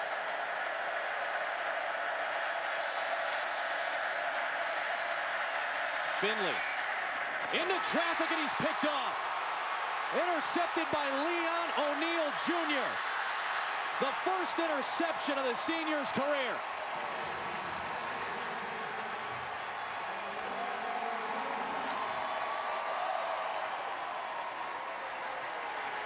The middle of the field is always an interception and a first down for Texas A&M. There's 5 seconds left in the first half. 5 seconds left now.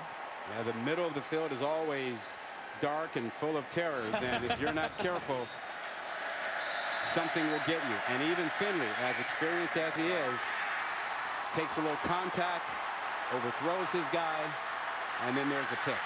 And that run back by O'Neal was important. He got down to the 35-yard line. Seth Small is the true freshman field goal kicker for Texas A&M. This would be a career-long tying 52-yarder. He's already hit from this distance twice this year. And a timeout called. Timeout, North Carolina State, your second of the half. This will be a 30-second timeout. Well, this is a freebie for him. He ought to feel relaxed and confident. It's a scoring opportunity that A&M didn't expect to have. And again, that was a 25-yard run back to put him into field goal range. It's a heads-up play by the senior as well.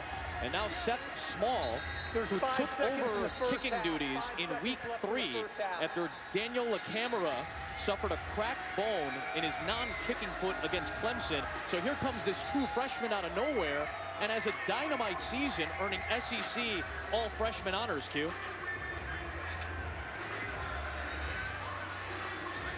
Ideal conditions right now. Temperatures in the upper 60s. No winds. It's a little humid out.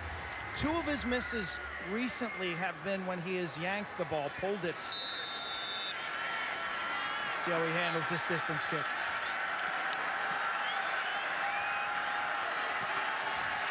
Wide right from the start. Looked like he had the distance on it, but it was wide to start it. There were 5 seconds on the clock on the kick, and that will take us to halftime. Hopefully we'll have the clock issues sorted out on the field in the second half. But Texas A&M with a 21-13 lead at the halftime break. Let's go down to Quint with Jimbo Fisher. Coach, we saw you counseling your offensive line. What type of response did they offer after that little discussion? They did. They came back really well. We got the balance back. We got protecting the ball. We knew we thought we could make some throws. We got some time. And then we got the balance back and got the running game going and got it mixed in, which we have to have. That's the way we are on offense. What's the biggest challenge that their quarterback presents? Their quarterback, accurate. Knows what's going on at all times, gets the ball out of his hands, never a negative play. I mean, luckily we got a pick right there. Wish we could have taken advantage of those 3 points. But, you know, he doesn't make mistakes. He's very poised, just a great player. Thank you, Coach. Thank you.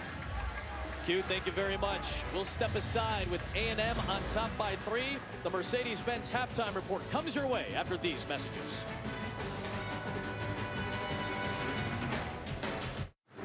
Welcome back to Capital One Bowl Mania. Welcome back to Jacksonville in the 2018 TaxSlayer Gator Bowl, all part of Capital One Bowl Mania. North Carolina State will get the ball to start half number 2, trailing 21-13. Adam Amin, Rod Gilmore, Quinn Kesnick back with you in Jacksonville. This is a Texas A&M offense that started hot, got cold, and then they leaned on the two guys that have done a lot of damage in Mond and Williams. Yeah, and Mond really came on. You know, he had the big run to start the game, but then after that, things kind of hit a lull. But he came alive when he made a completion along the right sideline after that, and he felt comfortable and started making good throws, and you just had that sense and feeling that it was really coming all together, including that touchdown pass to Rodgers in the end zone, and then the beautiful play of Williams. Started getting some great blocking, getting to the edge, NC State giving up the corner, and Williams setting up his own touchdown run. A couple of long runs, either scoring a touchdown or setting one up, as we look at Kellen Mond in tonight's PlayStation Player Index. Over 200 yards of offense and a couple of touchdowns provided by the sophomore from San Antonio.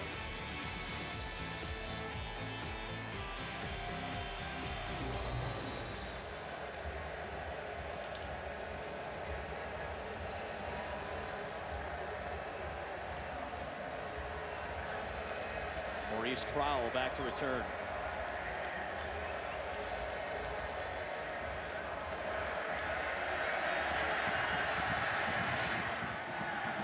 Touchback, Q.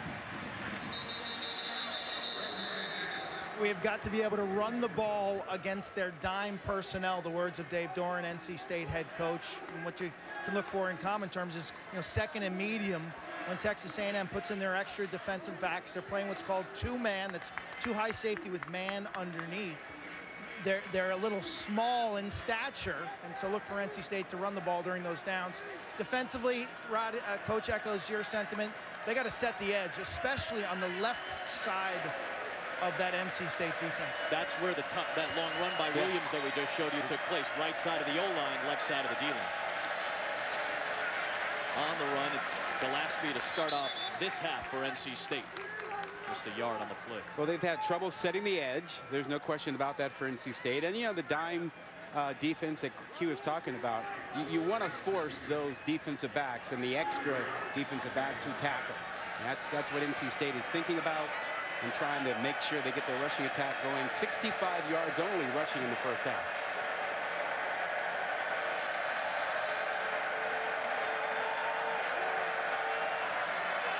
Gillespie out of the backfield. Races for the first down. Tyrell Dotson shoved him out of bounds after a 12-yard pickup.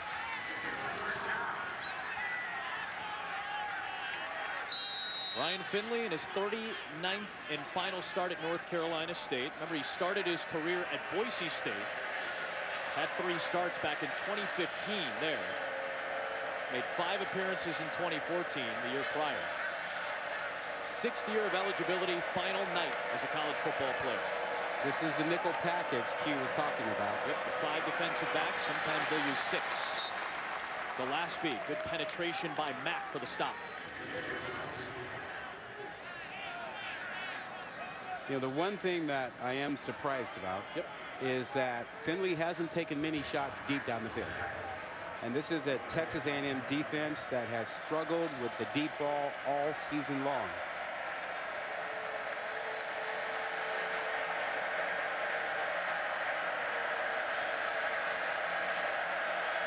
Remember, they're without Donovan Wilson, their top safety and second leading tackler. They're without Otaro Alaka tonight, their leading tackler from the linebacker spot.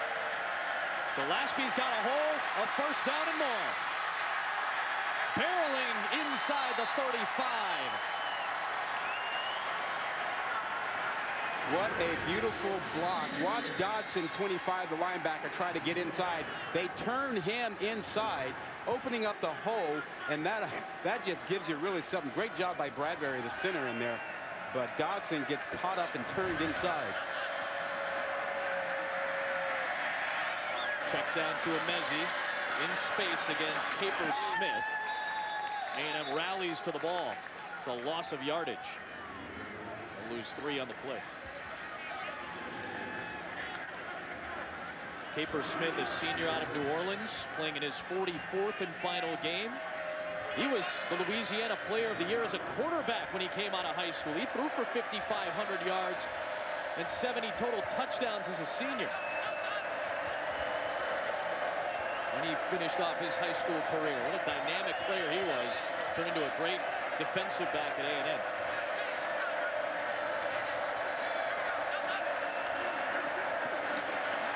Another hole. This time it's Person. And the true freshman. A solid run to the 25. This is a left-handed running team. Watch over here how you get 2 blocks and opening up a hole. Great job by the tackle and the guard. Tremendous effort by Jones and Prescott. 1 blocks out, 1 blocks in, and there's your hole. One of the best O-lines in college football. Consistently the last few years. NC State's one of the best third down teams in the country. 6th in the nation with that 50% rate. They're 0 for 6 tonight. Intercepted. Picked up by Tyrell Dodson. And the junior from Franklin, Tennessee with the house call.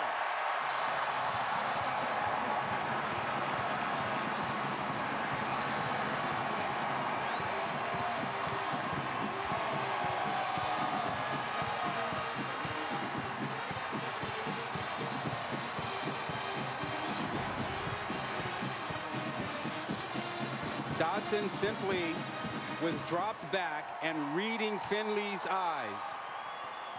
Read it perfectly. Couldn't have been easier for him. Finley never saw him, didn't anticipate him. Dodson was coming on a sprint towards the line of scrimmage. What a tremendous job. The coaching staff used 2 words to describe Tyrell Dodson. Defensive playmaker, on full display on that 78-yard pick 6.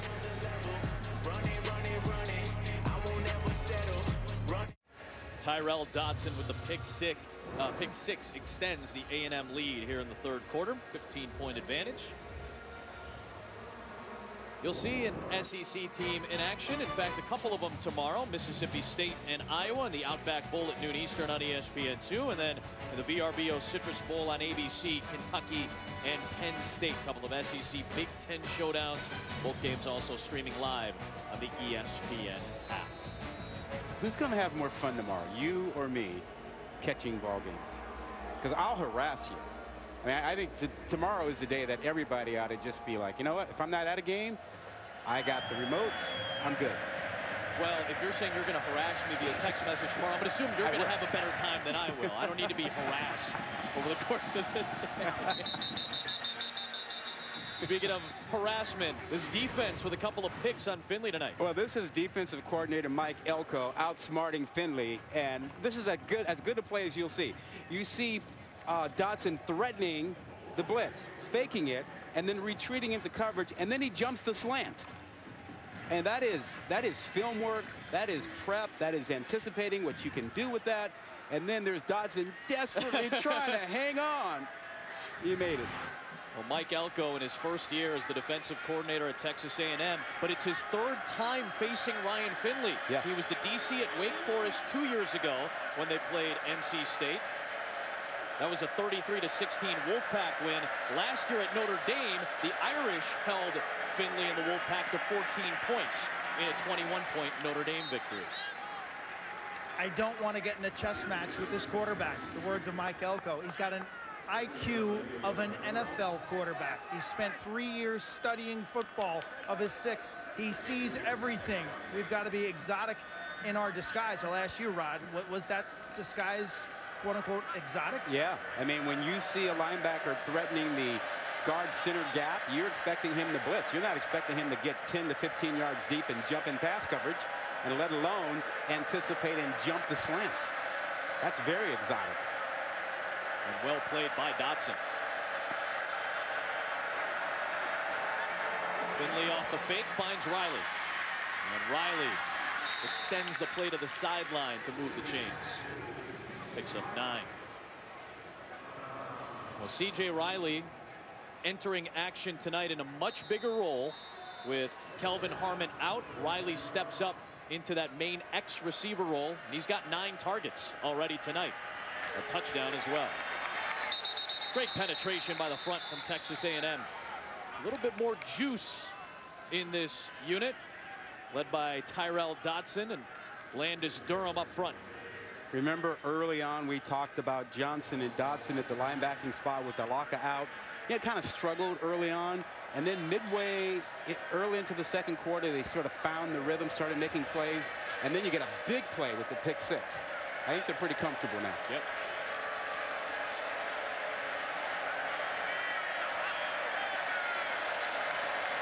Finley hit from behind. That ball came out. Justin Matabike put a hit on Finley. The ruling on the field is a fumble recovered by the offense. 3rd down. Looked like Josh Fed Jackson, the right guard, rescued the ball for North Carolina State. That could have been disastrous. Yeah, well, this play is designed for the ball to come out faster. It's a short drop, quick pass game. Finley was holding on to it. You got to get rid of the ball. And he didn't, and boy, oof, took a big hit. Matabike didn't waste any time getting on him. They still have yet to convert on a 3rd down. Be careful of the middle of the field. They go sideline to Riley, and Renfro is there. Debian Renfro snipped it out immediately. Both of Finley's picks have come over the middle of the field. And even for a veteran quarterback, a guy who's been around the college game for 6 years, it reminds you how difficult it is to get a clear picture over the middle with all the linebackers and the safeties moving around. It's an easy place to make a mistake. Good pressure from A&M that time. Good job by A.J. Cole to get rid of it. There is a penalty marker from the near side of the field. Down at the 28. Brady Bodine, beg your pardon. Grad student playing his 45th and final game for NC State.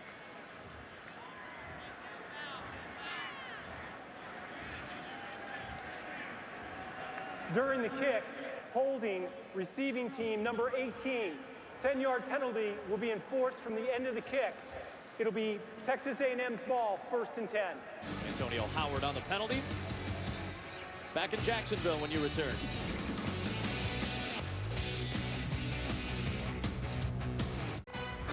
The TaxSlayer Gator Bowl, brought to you by Florida's historic coast. Our history is not the same old story. And Marathon, fueling the American spirit. See the program from the 03 Gator Bowl, the last time North Carolina State was in it, part of the 2002 season, when they won 11 games, a school record, gunning for a 10th tonight, but they trailed Texas A&M by 15. There's this year's Gator Bowl, the 74th edition of the TaxSlayer Gator Bowl here tonight. Well, the Gator Bowl that always stands out in my mind, 1978. Woody Hayes and Charlie Bauman. Charlie Bauman of Clemson had the interception to close out a 17-15 Tigers win. Ran into the Ohio State bench. Woody Hayes didn't take too kindly to that. Throw a forearm at him, and the rest is history. Never coached another game at OSU. Travion Williams putting his stamp on this game right now. A 38-yard run, his longest of the night. Yeah, zone blocking to the right side gives him the opportunity to use his vision and pick the hole he wants. Another tremendous block up front by his center, McCoy. And then he picks his lane, and man, I tell you, he's some player. With his balance, his vision, his toughness, just outstanding.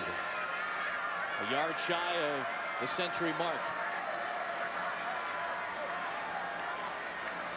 Q Williams picks up that first down, moves the chains on the previous one, and then adds 5 more to it. The leading rusher in the SEC this campaign. Spent some time with him yesterday.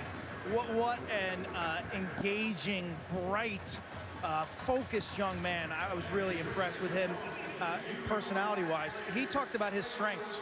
Vision and balance, which kind of echoes what you guys have been talking about. Change of direction and change of speed.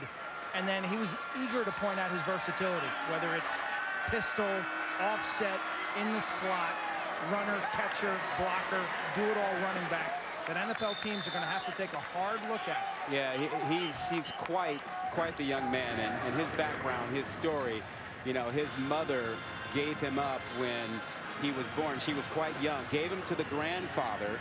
Grandfather raised him until he passed away. Gave him over to the aunt and uncle who raised him, and he calls them mom and dad, and now still has a great relationship with his birth mom. And the way they raised him, the young man he is, just incredible. What family did pitching in to make him the person he is now.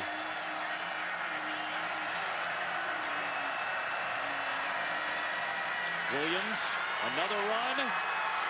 Trying to drag defenders along with him. He took Jarius Moorhead down to the 17-yard line. Weebles wobble, but they don't fall down. And he's got balance. He has great balance. Running through a lot of traffic here. Great block by Sternberger there. Watch him run through some arm tackles and the strength and power to carry somebody. 127 yards. He is closing in on Darren Lewis's 1988 single season Texas A&M record. Finds the hole. Finds the end zone. Touchdown, Travion Williams. Oh, man.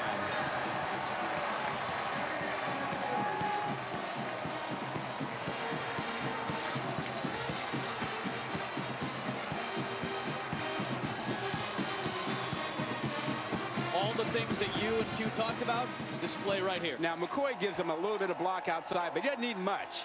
Also, Sternberger, he finds a little lane. You see the acceleration, the quickness, but the vision, too. Man. Could this be the final game of Williams' Texas A&M career? He has not declared whether he will go to the NFL or stick around for one more season. There's a lot of folks in College Station hoping that they get one more season with Travion, the junior from Houston.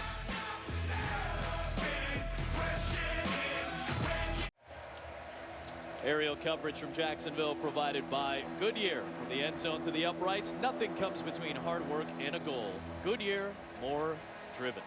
How can you know about Woody Hayes in the 1978 Hall of Fame game and not know about Weebles and Wobbles? One of those things was more interesting to me. I'm gonna let you decide which one of those things was.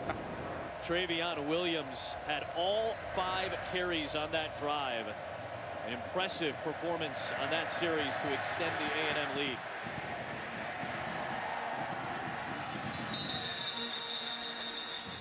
Well, 3 more college football games tomorrow on New Year's Day right here on ESPN. It starts at 1 o'clock Eastern. LSU and UCF in the PlayStation Fiesta Bowl, followed by the Rose Bowl game presented by Northwestern Mutual. Washington taking on Ohio State and Urban Meyer's final game as the Ohio State head coach, and then closing out with the All-State Sugar Bowl from New Orleans. Texas will square off with Georgia. All those games available on ESPN as you get a look at our Progressive Bowl Challenge Cup standings with 6 more SEC teams in action during this bowl season. Good penetration by the nickelback, Deshaun Capers-Smith. The bowl challenge that we just looked at, did you notice the Pac-12 near the top? This is a big offseason, well, big postseason for the Pac-12 because they had a terrible bowl season last year. And again, it's interesting to note how conferences do. 3-2, Pac-12 right now with 2 more to play. So the ACC has 5 wins, the most of any conference, with a couple more games remaining.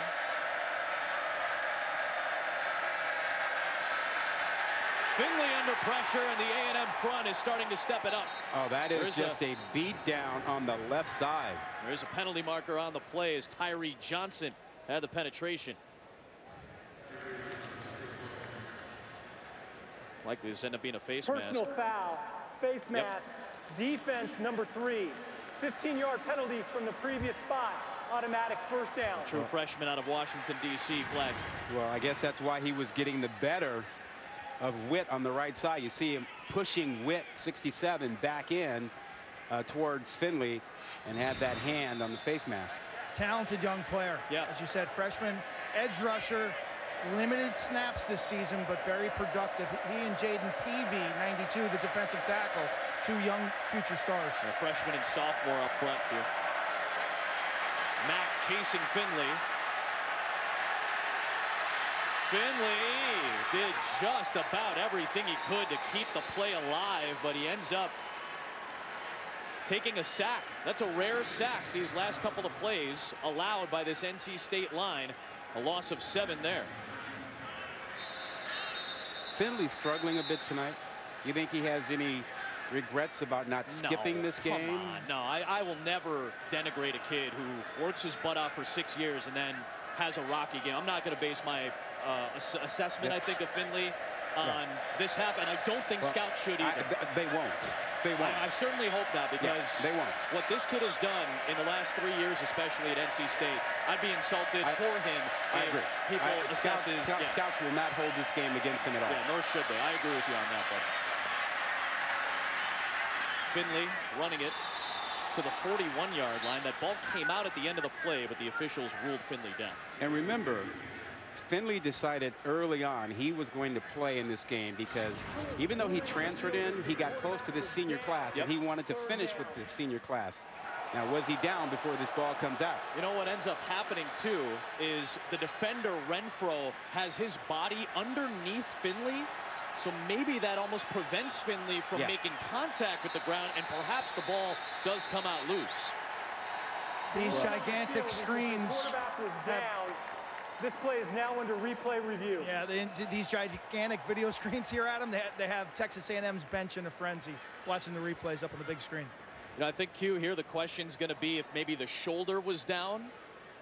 Let's even take a look at the knee here. That looks like the knee doesn't go down because Renfro gets his arm under it. Well, it's not about the knee here.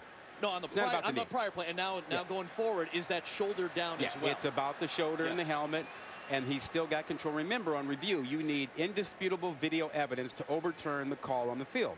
And in this case, that was down. You cannot look at this and say it's indisputable to you? It's clearly that he fumbled the ball. Yeah. That shoulder and the helmet hitting the ground tells you this call should either stand or be confirmed as it was on the field. You know, it's interesting. We were talking with our lead official, Mark Duddy, before the game, and sometimes replay, when it slows down frame by frame by frame, you're kind of convincing yourself, well, no, I think maybe this frame had the shoulder down or this frame didn't. This will be a very close one, I think. I'm with you. I don't think it's indisputable, but this is a judgment call for the replay crew. Well, we have research that confirms what you're saying about using slow motion, frame by frame.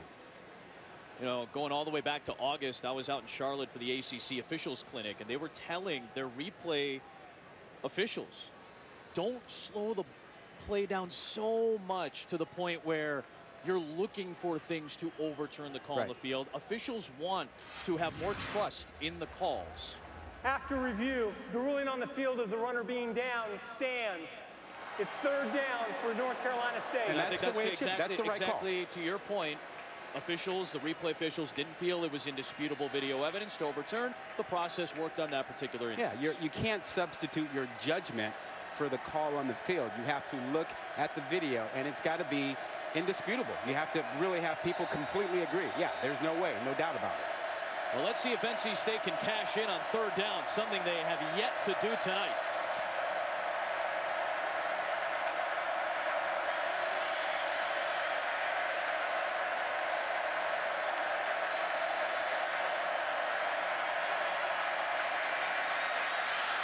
Finley throwing back across his body. The catch made by Thomas, but shy of the first down marker by about a yard. And this might be an interesting decision for Dave Doran. I feel like you almost have to go and think about momentum, right? Yeah, but watch Finley here. He gets pushed out of the pocket. Now he has a clear picture to see what he wants to do.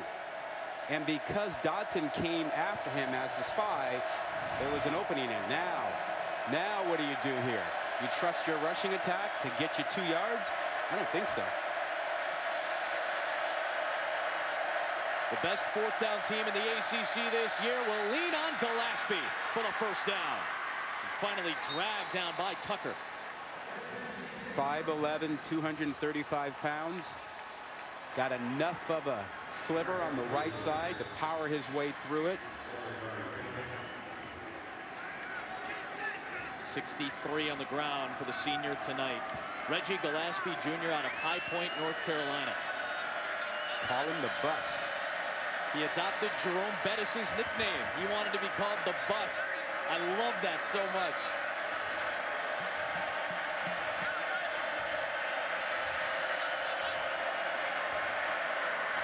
There goes the big man. Ooh, good contact there. Oh. Tucker came up to try to meet him. Held him to 2 yards. That's not an easy thing to do when the bus is coming right at you. I think the bus got slowed down a little bit there. This is a big hit. Went upstairs a little bit too. Tucker, the sophomore out of Manville, Texas.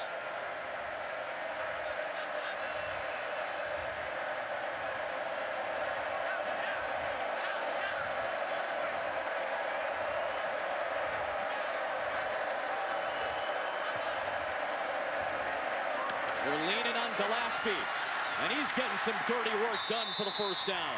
Lost his helmet on the play, so he will have to come off the field for a play. Well, you're getting some better push up front on the left side. Prescott 70. Watch him. Good double team block, and then he drives his man completely out of the hole. Gillespie has an easy time getting in there from there. You mentioned Prescott, who had the great block. 25 of the offense, his helmet came off. He has to leave the game for one play. Prescott a little shaken up after that play. Graduated as a science, tech, and society major this month. Congratulations to Tyrone, one of several players on both of these teams that have picked up their degrees already. So now Joe Sculthorpe, the redshirt sophomore who rotates in at guard, may have to come in for Prescott.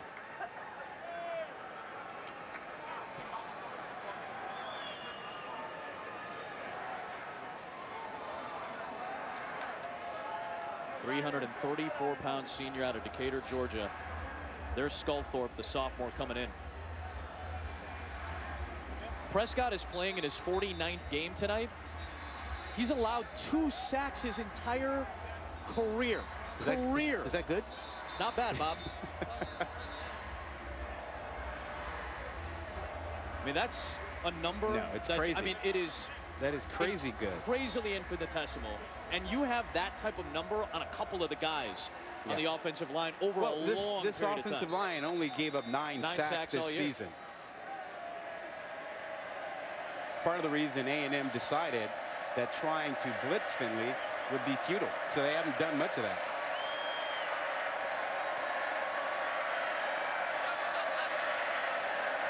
Finley. Throwing up the sideline for Riley. Well defended on the perimeter by Leon O'Neal, the true freshman who's got that first career pick tonight. Well, you've got 4 downs here. You've already picked up a first down going for it on 4th, and you're down 22 points here. This is definitely, hey, we've got a few plays to use if you're doing. This is not, you can't be thinking field goal at all. You need touchdowns, so you've got 4 downs to get something going.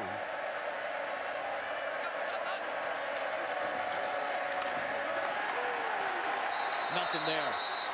What a job by Justin Matabike to meet Person in the hole. Has he had a series or not? I mean, he had the big hit on Finley, and then he just destroyed his would-be blocker and got into the backfield. As you see Person limping off. Person's been limping off the field a couple of times tonight. Remember, he had an ankle injury early in the season. He had a leg injury against North Carolina in the second to last game. So it's been tenuous at times this year, the health of Person. And that's a big 0 looking at Finley right now.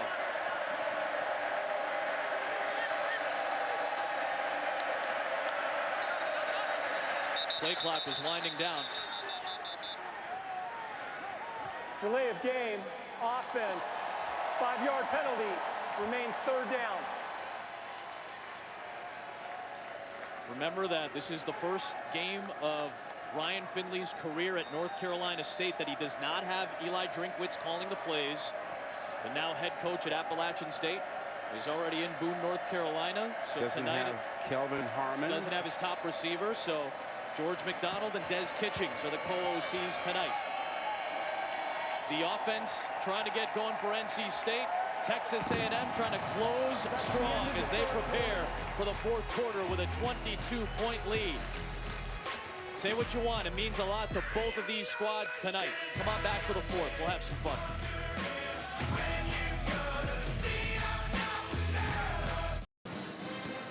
A week away on ESPN, the College Football Playoff National Championship game presented by AT&T from Santa Clara. Alabama and Clemson, fourth meeting in the last 4 years in the playoff, the third time they'll battle for a title. Adam Amin, Rod Gilmore, Quinn Kesnick with you from Jacksonville. Interesting when we discussed the playoff structure with both Jimbo Fisher and Dave Doran. Differing opinions. SEC guy says, hey, I'm happy, status quo. I'd even be happy going back to the BCS, while Dave Doran said, I think I would like 6. I thought that was an interesting discussion. There's no shortage of opinions by coaches. Well, I think the opinion of Dave Doran right now is his offensive line is starting to wear down against this A&M front. Man, Finley got hit. Yeah, and he's got a fourth down decision. But take a look at this one. His offensive line is really starting to struggle now. And there's lots of pressure on a 4-man rush with Kiki getting in there. But, you know, some coaches want an 8 playoff format. There are a whole lot of issues with expanding. Doesn't mean they can't be solved, but there are a lot of issues, and no one in a position of authority to make a decision, to make a change, has said they're interested or willing to do that. I think Jim Delaney, as you told me during the break, is the only, let's call him a power broker. Great punt by Cole to pin him deep. The only power broker, so to speak, that has said, I'm wide open to it. Greg Sankey on the other side of the SEC said, you know, I think we're good where we are at. I understand why he would be okay with it, because the SEC has been very good in this structure. Well, 7 more years left on this deal. Doesn't mean that, you know, the two sides can't say we want to change, we want to amend. But let me just put this out there for you. What's good for the players? Yeah. Now, first and foremost, you say, what about health? If you expand this and now you have a 15-game season, you're looking at a kind of an NFL season. We know from the FCS, yes, they have a playoff, but we know those teams are beaten up and struggling at the end to get there. A lot of coaches have said that. A lot of FCS coaches say once we get to this time of year, we're just trying to get healthy. Well, and then if you're telling me that you're going to increase or double the money that comes in or whatever, and the players are going to generate it, are you going to set aside some money for players? Are you going to create some inducement that makes it more palatable, more fair? There goes Travion Williams. Gets the final block. 93 yards. See ya.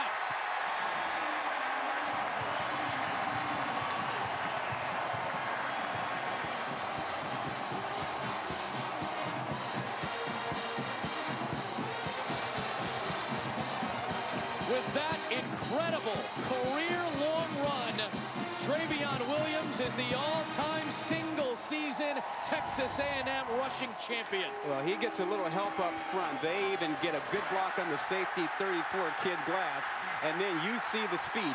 If people had questions about him, it was, well, how fast is he? That might answer it right there. He has the balance, he has the power, he has the strength, has the hands to catch. He can do pass pro. And you saw the flat-out speed there. Is he coming back next year? Yeah, that'll be the question. Is he coming back? But I'll tell you, that record that Darren Lewis had that stood for 3 decades comes tumbling down in Jacksonville with Travion Williams. 93 on that run. Congratulations, Travion. It's all you at the top of the A&M charts.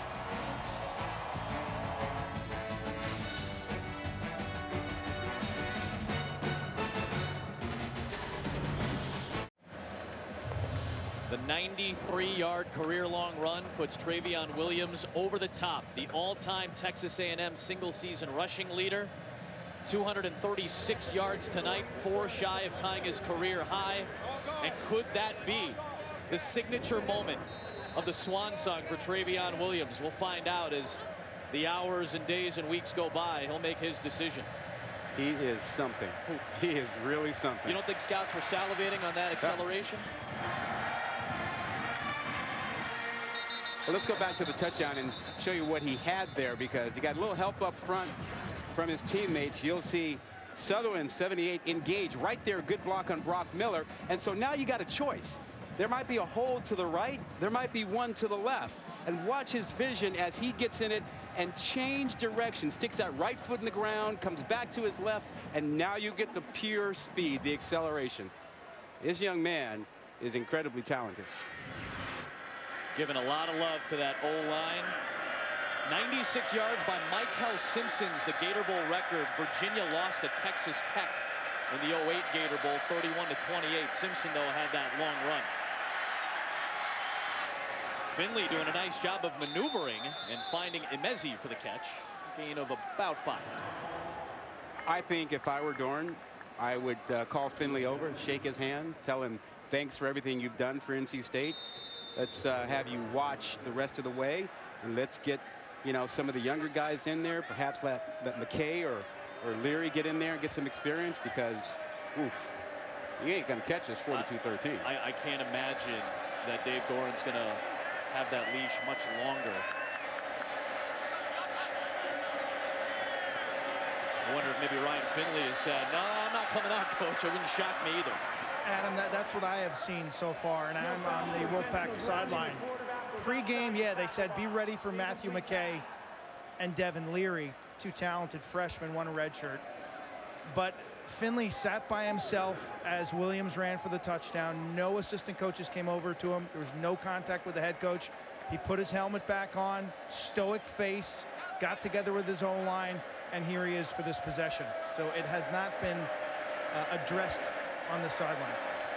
You know, the big number that's going to stick out to a lot of people, maybe in the box score, is the one you're looking at. 0 for 10 on 3rd down tonight for NC State. I mean, credit this Texas A&M defense. They've held Finley and the offense in check for the better part of the evening. Emezi stopped shy. Well, good job on the perimeter by Charles Oliver. And Mike Elko's game plan has worked to perfection. He said, I don't want to blitz this guy. I don't think that will work.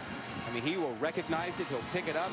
It'll leave our corners in a precarious position. It's too risky. Yeah.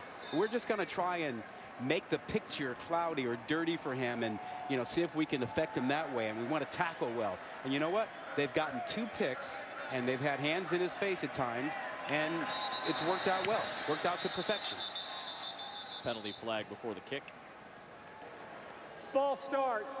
Offense number 19. 5-yard penalty. Remains 4th down.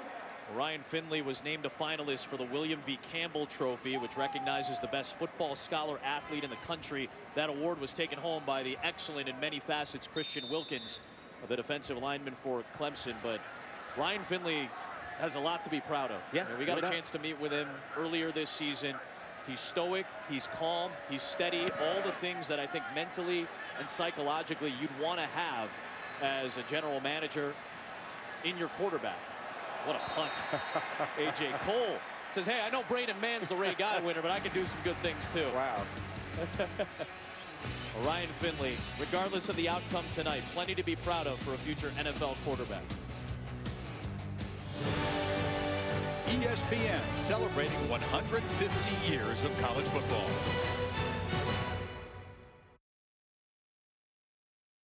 The TaxSlayer Gator Bowl, brought to you by Toyota. Toyotathon is on. Visit your local Toyota dealer for the biggest deal on your wish list. And Ally Bank. Do it right. The bold new city of the South, what Jacksonville is known as, the site of the TaxSlayer Gator Bowl. The Ashburlander Champions Trophy awarded to the winner tonight. A&M in control right now, 12.5 minutes away from snapping a 3-game bowl losing streak. This is their 10th straight bowl appearance, a school record, but they haven't won a game in 4 years. We got to go back to the Liberty Bowl in 2014, the last time A&M won a bowl game.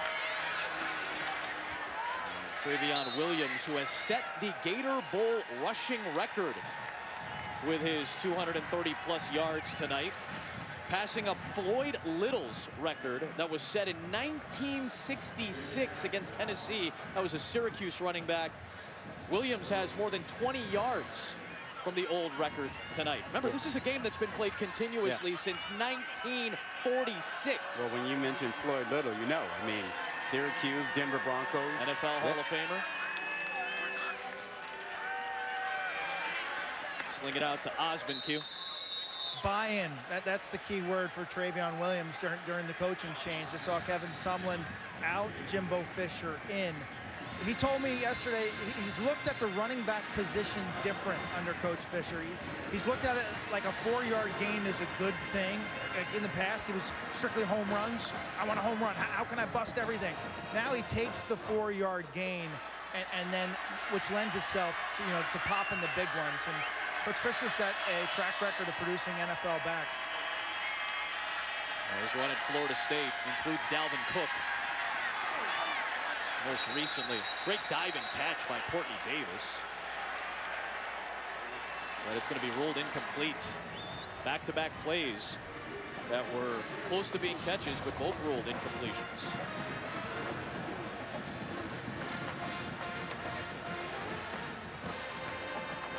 Officials in a very fast bang-bang play ruled that he did not possess and control the ball all the way through the process of the catch, I guess. So it's another incompletion. 4th down.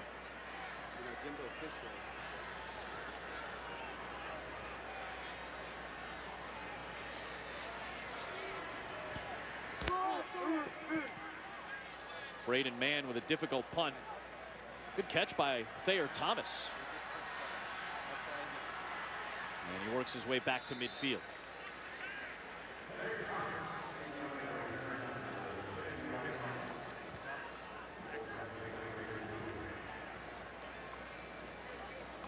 When we finish up tonight, we've got SportsCenter coming your way.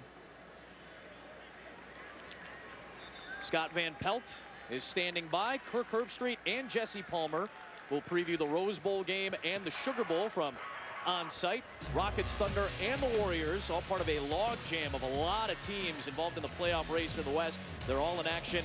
And Ryan Clark, the former Steeler, is going to join SVP to talk about Antonio Brown not going to a couple of practices before their final game against Cincinnati to close out the regular season. And a new quarterback is in for North Carolina State on this series. Matthew McKay, redshirt freshman from Raleigh, North Carolina, is on for the 6th time this season. Thrown 8 passes as a rushing touchdown. That means Ryan Finley's night and North Carolina State career are done.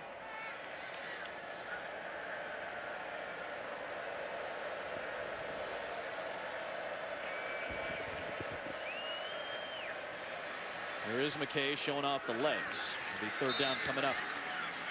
Well, it's about time that they pulled Finley, and he's had a very, very big career. You think about his start at Boise State, what he did there, and getting hurt and losing his job, and then transferring here and being everything you could ask for as a quarterback here. Those 11,000 yards count what he did at Boise State as well in his NC State career. He will finish 2nd in passing yards to Phillip Rivers.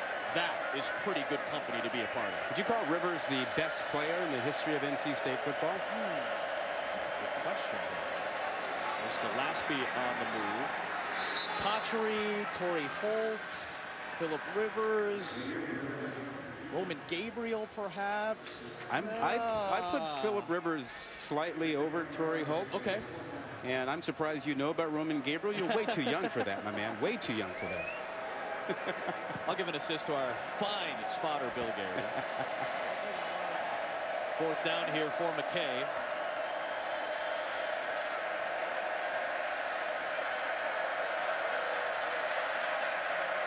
They've gone 0 for 12 on 3rd down tonight, but 2 for 2 on 4th down. McKay will not get there. Great job by Ronnie Elam, the sophomore from Magnolia, Texas, making the stop. And that'll be a turnover on downs, giving it back to Texas A&M. Well, let's wrap up the career and really the overall academic experience of Ryan Finley. And this is why people talk about his acumen and his IQ as well. He's got 3 degrees. Well, he didn't waste any of the time he had in 6 years of college. He got his bachelor's at Boise State and then picked up 1 master's at NC State, and then his graduate certificate. You know, he could have just at some point said, you know what, I'm going to really just focus on being an NFL player and not so much worry about things. But he was curious and interested and picked up more degrees.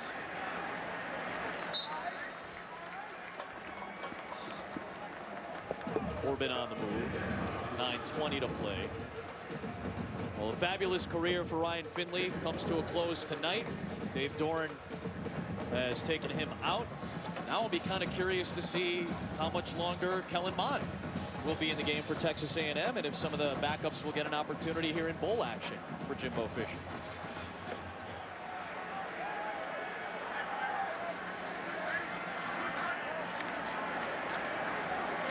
There goes Corbin. Adding on to the big night on the ground for Texas A&M.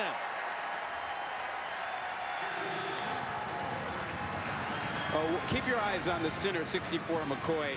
Watch him pull around and get a terrific block and then a kick out by Sternberger. I mean, you really can't draw it up any better than that.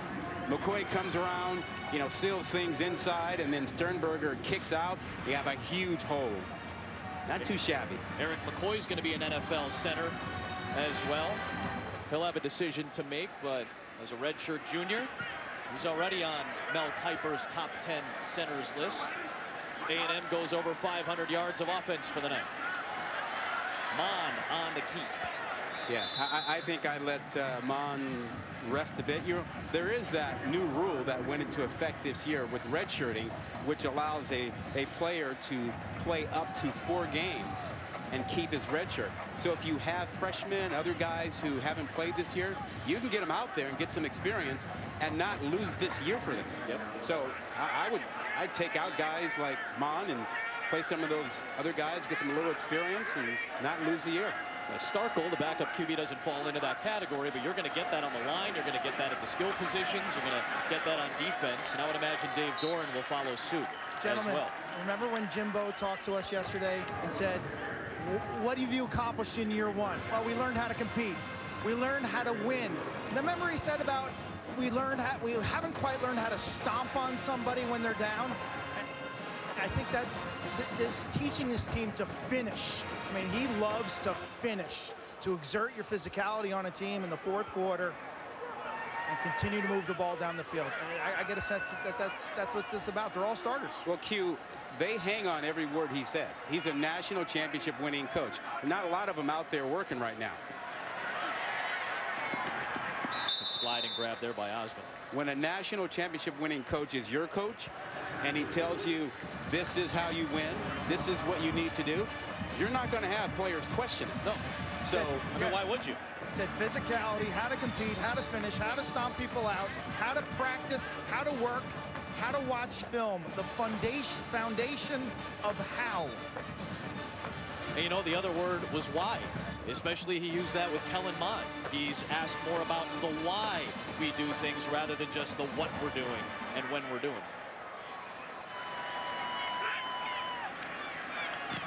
Seth Small, excellent freshman campaign, drills the field goal. 45-13, Texas A&M will start to put a bow on Dave Doran's season and on Jimbo Fisher's first year of a 10-year, $75 million deal.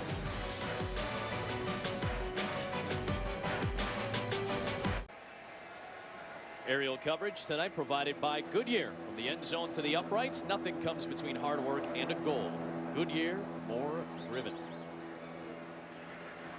Texas A&M in full control tonight. 45-13 on top of North Carolina State in the first meeting all time between these two teams. You know, they'll finish the year in the top 20, 9 wins, and undoubtedly the expectations for next season will skyrocket a bit. So you got a national championship winning head coach at Alabama and Texas A&M. You got one at Clemson in the ACC. Now Mack Brown, North Carolina's new head coach, has a national title. And let's not forget, Les Miles out of the Big 12 now as the new head coach of Kansas has a national title. And you have one national championship coach leaving in Urban Meyer. That's right. think both of these conferences are going to be very interesting to track, to see who can challenge the cream of the crop, right? This is the same two conferences represented in our national championship game next week. How do you assess year one of the Jimbo Fisher era? Let's start there. We'll do the same for Dave Doran as well in his 6th season. I think it's everything that Jimbo could have hoped for. He's building the foundation. He got 9 wins. He has found himself a quarterback. There's McKay on the run. By the way, let me not forget about our friend Butch Davis as well. Right. At FIU still. Yeah, he has guys buying into his program, and they should. Again, when you have a national championship winning coach and he says this is how you practice, this is how you watch film, let's not worry about, you know, the number of wins, but you got to do the little things. They're all buying in, they're all doing it. So I think this first year, he would tell you, has worked out great, but that it's only the first year, it's the foundation, and do they take the next step after that? Yeah, can they challenge Alabama? Obviously that's the question for everybody in the SEC, but can they challenge Alabama in the West? There's a run by McKay. Ooh, tough hit by Buddy Johnson. His first start tonight. You know, this is part of the excitement around College Station right now, is the fact that signing day, the early signing period, just got done with, and this is where the ranking is according to Tom Luganbill and Craig Harbert and our great crew at ESPN's recruiting section, 3rd behind Alabama and Georgia in terms of recruiting classes. So we asked Jimbo yesterday, how many teams legitimately have a chance to win a national championship when you start the season? He said 8 to 10. Sure. And that's about right. We kind of all have come up with that number, talked about it. And it starts with teams that have the commitment, are willing to put the money into it, and have the talent and the depth. And Texas A&M has all of those things. They have plenty of money they're willing to spend on football. North Carolina State, their first of the Those half. recruiting classes increase their depth. Can they compete with Alabama? Well, they're not going to knock them off next year, I don't think. But there is the possibility that they have the ability to do it.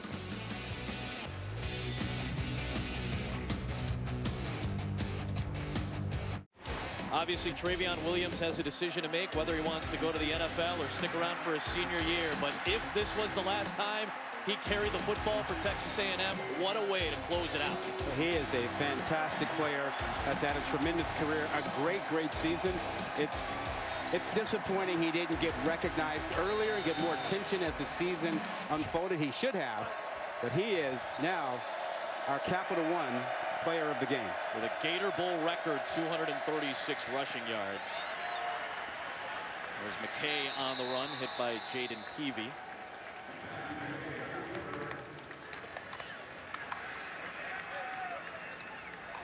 And we kind of put a bow on Texas A&M season, on Williams' fantastic year. Sliding the focus over to Dave Doran. Year number 6. First time in over 2 decades that they've gone to a bowl game 5 straight years. This guy was on the outskirts 2 years ago. A year and a half later, he almost takes the Tennessee job, sticks around, and he brought this team to a 9-win season. A step away from double-digit wins is not a small feat at North Carolina State. No, they have to be happy with what's been done here lately. And maybe this guy will be at the helm come next season. Matthew McKay, the 210-pound redshirt freshman. Well, look, they're trying to catch Clemson. Yep. That's the standard for everyone in the ACC. And you have to keep in mind he's lost a few coaches, you know, this offseason. He is losing what likely will be 2 first-round picks in players. And so others will have to step up. Does he have the depth? But getting the quarterback position solved is the first thing in order for him. Yep. Well, fans, you can check out the ESPN app for the post-game trophy ceremony presented by Capital One immediately following this game. We'll award the MVP of the TaxSlayer Gator Bowl as well. Kellen Mond's night is done, and Nick Starkel is into the game for Texas A&M, the redshirt sophomore from Argyle, Texas. And Kwame Etwe will get the carry. A 5'9" senior. Solid work by Kellen Mond. Exploded out of the gate with that 62-yard rushing touchdown in the opening series. I'm telling you, he grew by leaps and bounds over last season. Yep. If he makes the same kind of jump to his junior season, watch out. Look out. Yep. Look out. I thought he grew in this game, Sure. Rod. Yeah. Because he hit that funky spot late first quarter, early second quarter, and he was all over the map. And then next thing you know, he completed that ball down the right sideline. There goes Cullen Gillespie. Q, we'll talk about him in a moment. But Q, remember one of the things that Jimbo said about dealing with Mon, about the mental aspect of the game for a quarterback, dealing with adversity and overcoming that. They addressed the physical. You guys mentioned it, the footwork, the hand placement, the whys of the offense. Why do we run this play against this coverage? And then the psychological. And I got to tell you one thing. He acted like a winner every step of the day today, even when his accuracy wasn't there. The command, the poise, the not showing any weakness to his teammates. So he is a different guy in year 2 now as a sophomore. Wrapping up his sophomore campaign, as you mentioned, Q. Wanted to tell you about Cullen Gillespie, the senior out of Katy, Texas. Texas A&M folks made sure to let us know about his story. 41st career game. Began his career as a linebacker, switched to fullback before this year. He's the 12th man for Texas A&M. He got his carry, and that's why you heard that crowd reaction here in Jacksonville. He's the best. I spent a day with him last year when we were in College Station. Nobody does more community service. No one's more beloved by the fan base. No one's given it back as much as Cullen. Absolutely. There goes Kwame Etwe. He's got a first down for Texas A&M. Inside of 2 to play. Right? What a moment for him. As you mentioned, a senior, a chance to finish off his career by possibly getting in the end zone here. That would be huge for him and his friends and his family.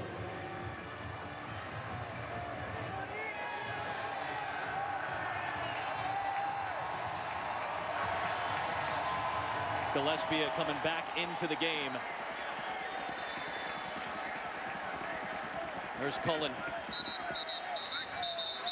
Too many men on the field here. A late substitution for Texas A&M. Illegal substitution, offense, 12 players in formation. 5-yard penalty, remains first down. A fitting penalty for Texas A&M, I would say. Well, listen, at this point of a game, what coaches are trying to balance, you don't want to run up the score, but right? you want to get guys in. You got to reward your guys. Exactly. Yeah. And you know what? In my estimation, if I'm a coach, my loyalty is to my guy. Yeah. And I hope the opposite coach would understand that. And I like to think these two gentlemen understand that. And Dave Doran and Jimbo Fisher. There goes Gillespie. Adam Doran understands it 100%. He put Garrett Bradbury, their center, at fullback against ECU. That's right. For the last touchdown of the game. So that's what's going on here as well. Absolutely. Well, as we wrap things up here in Jacksonville, a shout out to our tremendous crew from top to bottom, led by our producer Mandy Cohen, our fine director Anthony DeMarco, the wonderful women and men who make up the truck, the camera crew up here in our booth, our spotter Bill Garrity, our fine statistician Ed Svita. Gillespie leading towards the end zone. You could not script it better.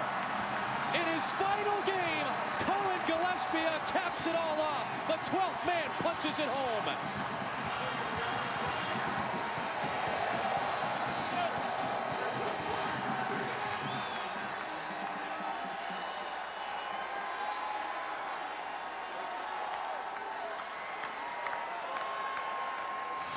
And the 12th man nation at A&M ought to be going nuts, because this run tells you everything you need to know about the 12th man.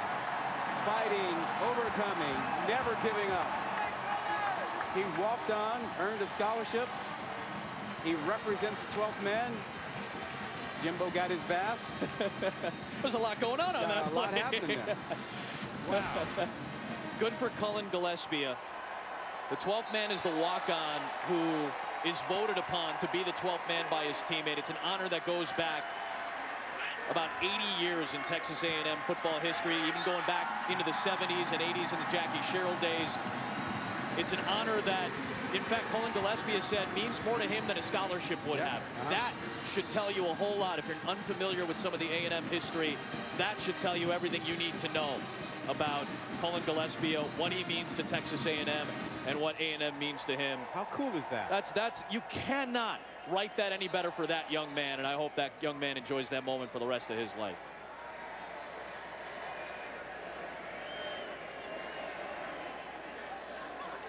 I think he's huffing and puffing, man. He's like, I'm done.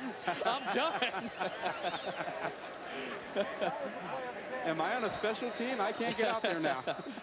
First career touchdown. Awesome. That's what college athletics should be about. There's the moment to cap it all up.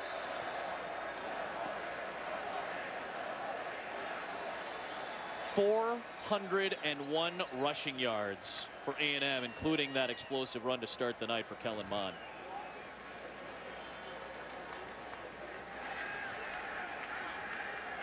Five rushing touchdowns this evening as well. It may have taken that Texas A&M offensive line a little bit of time to get it in gear after the, I don't know, tongue lashing from Jimbo on Fisher, the sideline. From that point on, they moved the ball. They moved that defensive line from NC State. By the way, this is lined at the 20 because of the excessive celebration penalty that you may or may not have witnessed after the Gillespie touchdown. I'm sure A&M will not be too upset about that. Two teams that are going to end their years with 9 wins. First time for Texas A&M since Johnny Manziel's final season at Texas A&M at quarterback. NC State with a 9-win campaign, something that hasn't been touched very often in their program's history. Only once have they won 10 games. Phenomenal job for these two head coaches. A strong performance by Texas A&M to wrap up this season. Well, partner, thank you for 2018. It's been a lot of fun. Pleasure, my man. Awesome stuff. Same to you, Quint Kasnick down on the field. We mentioned our fine crew. Can't go leaving tonight without mentioning Angie Carino, our fine booth coordinator as well, who does so much beyond what you see. Suffice it to say, we'd be lost without her. I'm barely functioning with her. I don't even know what would happen if she weren't here. DeMonte Rem gets the carry.